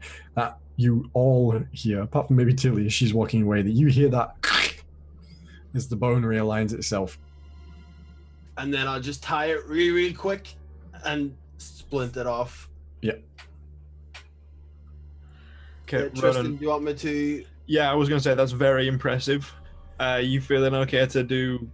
Have a look at my foot. I'm gonna do it from sitting down if you don't mind. Yeah, no, I mean it says me standing up as well. Yeah, bring it over here. Do that, like, where you just press up with your arms and just kind of shuffle along. I'm not actually standing up. Yeah, and you see, if you imagine your foot's like that normally, here's your leg, this is your foot. Tristan's is like that. Oh. It is the ball joint has completely come out and it's just free flowing. It's like that's easy. Don't worry. That's instinctively I do bite down on something.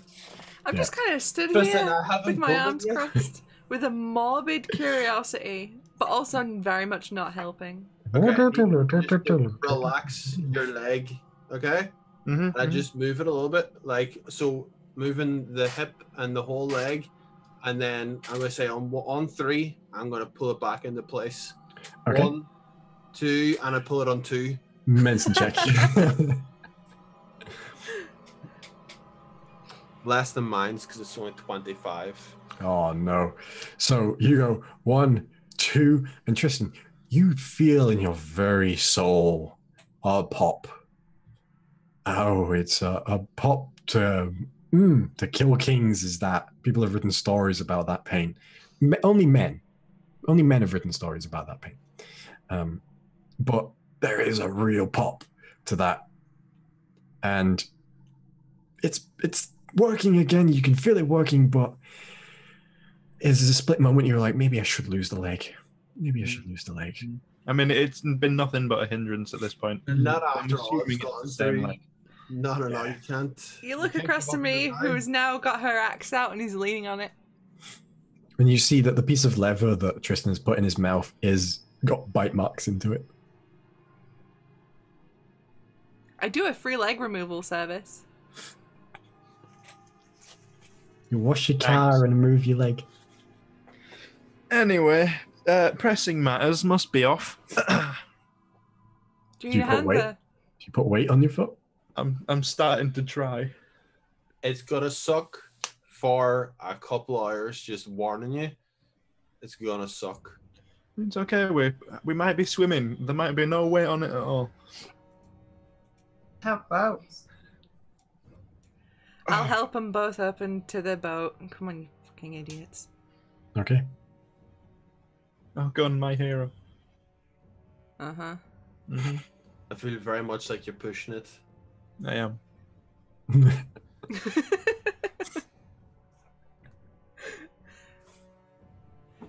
I'll chuck him in the boat.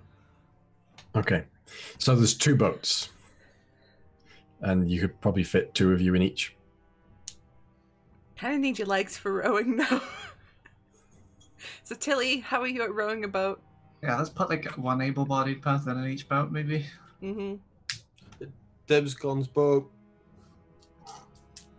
There's a 100% chance I have to do less than that boat.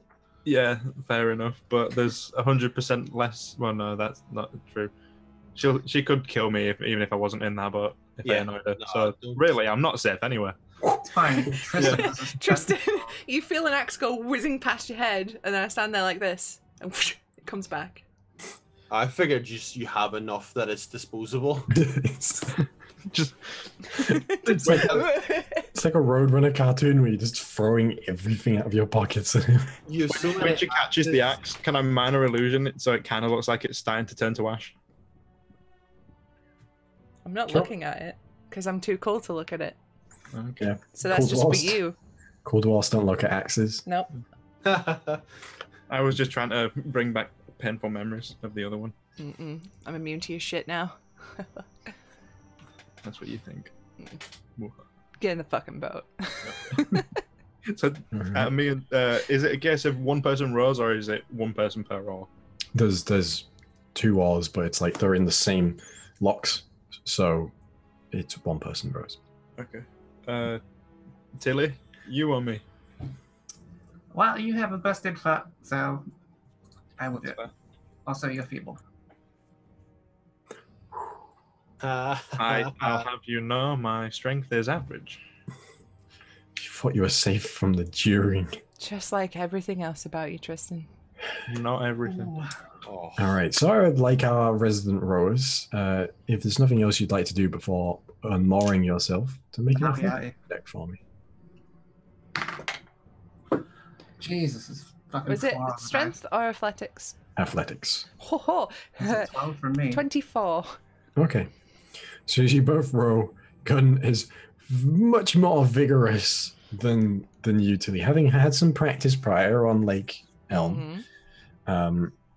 And You begin rowing and making your way.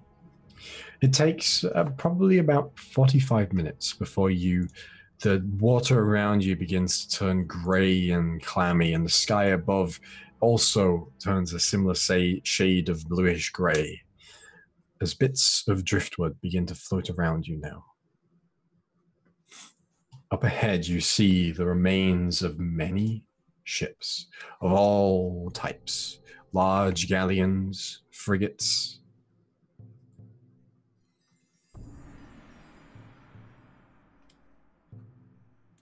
And there is this huge, like, graveyard of ships. And there's no open water in it. It is... If we're looking for, like, the leader of this fleet, right? We want, like, the flagship. The flagship, the fanciest one. Does it look as though a lot of these wreckages are from different, like, time periods? No, they're all similar design. Oh, okay, just making sure.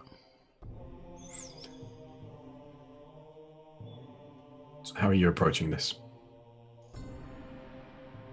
And it's almost like there's like channels between them of water between these wreckages of these different boats, and you have to push like small bits of flotsam and driftwood out of the way, but there's no like clear path. You can't just go like straight through. It's like almost like a maze of these great wrecks. Kind of weave through looking for the biggest ship or the one with the fanciest, like.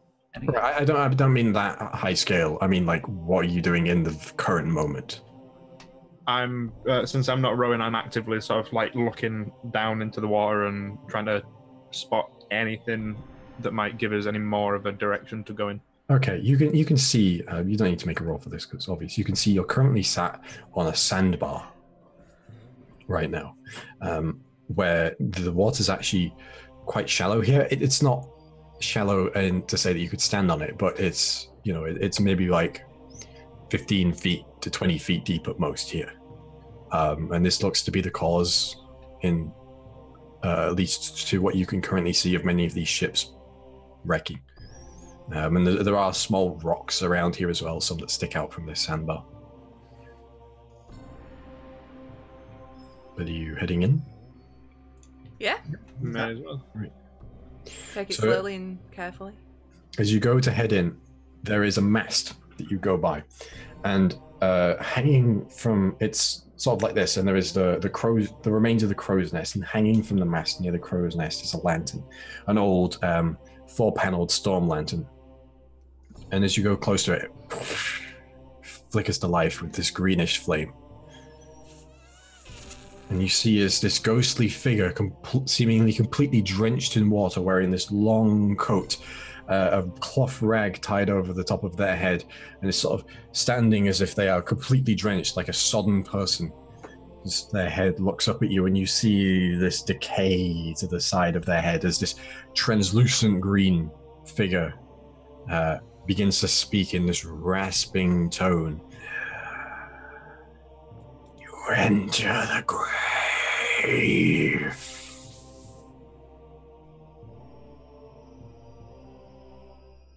Well, these things are just everywhere, right? Ghosts? Mm-hmm. I just shout back, the song of the sea.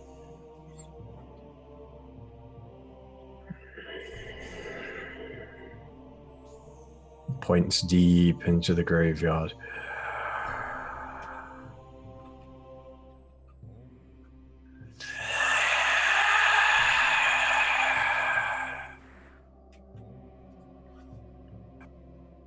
That was surprisingly helpful, I say to Ronan. I mean, the ones who broke Elzan seemed helpful. Yeah. Okay, let's move on then. Let's move towards where this thing's pointing.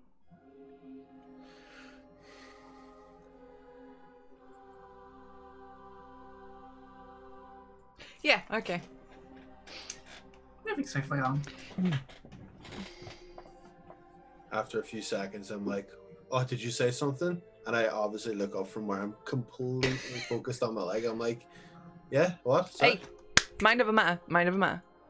We got pointed this way by a spooky green guy, let's go. I need your eyes up. I need you looking. I need you ready to shoot. Yeah. Yeah, for sure. Stop thinking about that leg or I'll give you something worse to think about. Probably have to kill him at that point. Right? Okay, I got the new bow. Mm-hmm. Ready? All right. Let's go. All right. So, as you begin to move into the graveyard, rowing slowly, you see hanging from many of these ships are similar of these storm lanterns. Some are broken, and they seem like these are a part of every ship. But as you begin to move in, you see trails appear in the water, this glistening slicks of the same greenish translucency. And at the ends of them, you see skulls which look up towards you, this anguished pain. Hanging from masts, you see remains, these spectral remains of lost sailors. And as you come close to a barrel that sits bobbing in the water here, one of these apparitions appears over the top of it, hunched over this barrel. And as they look up to you now, you see their eyes are swollen from like a cadaver left out in the water. As it looks up at you, it goes, pain.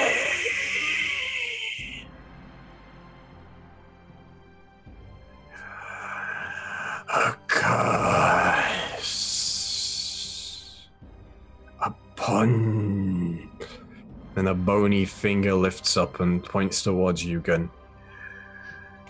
You make a wisdom saving throw. Cool. Nice gun. Oh, no. Oh, no.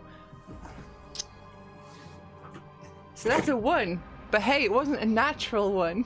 It was a 3. Couldn't you fly your sigil up?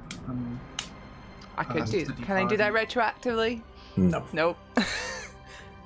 You feel this strange feeling coming over you as this figure points a hand out towards you, and you watch the rest of you as Gun's eyes take on this almost translucent green flicker to the edges of them for a moment.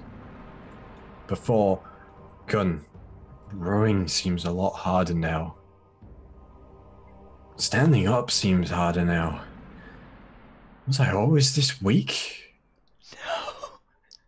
As the curse gives you disadvantage on all strength checks and saving throws. No. Forever. No. No. And that's where we'll end tonight's session. Man, these ghosts are worse than the ones in Broken Hill Zone. That's where we'll end tonight's session, everyone. Fuck you. Forever. Forever. Rage through it. You best start believing in ghost stories, Miss Scanhild. We did last You're session. in one.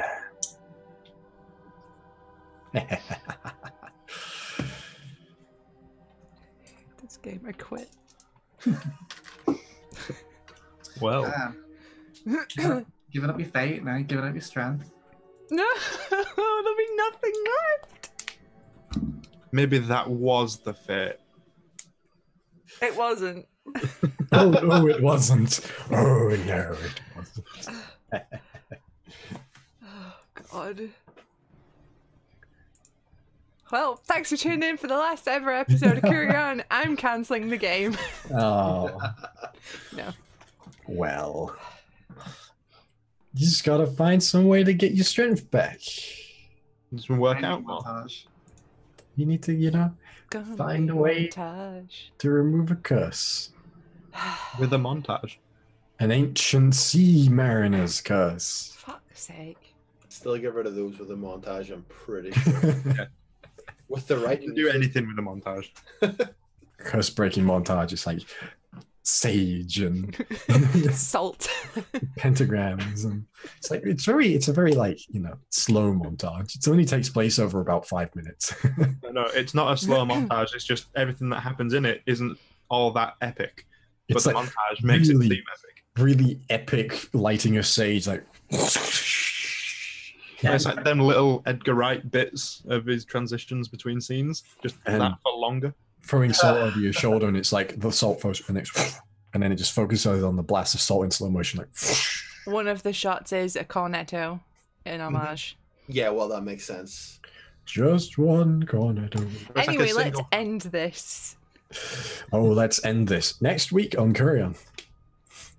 So we'll see you guys again to see what happens in the graveyard of Captain Walrick. See you guys then.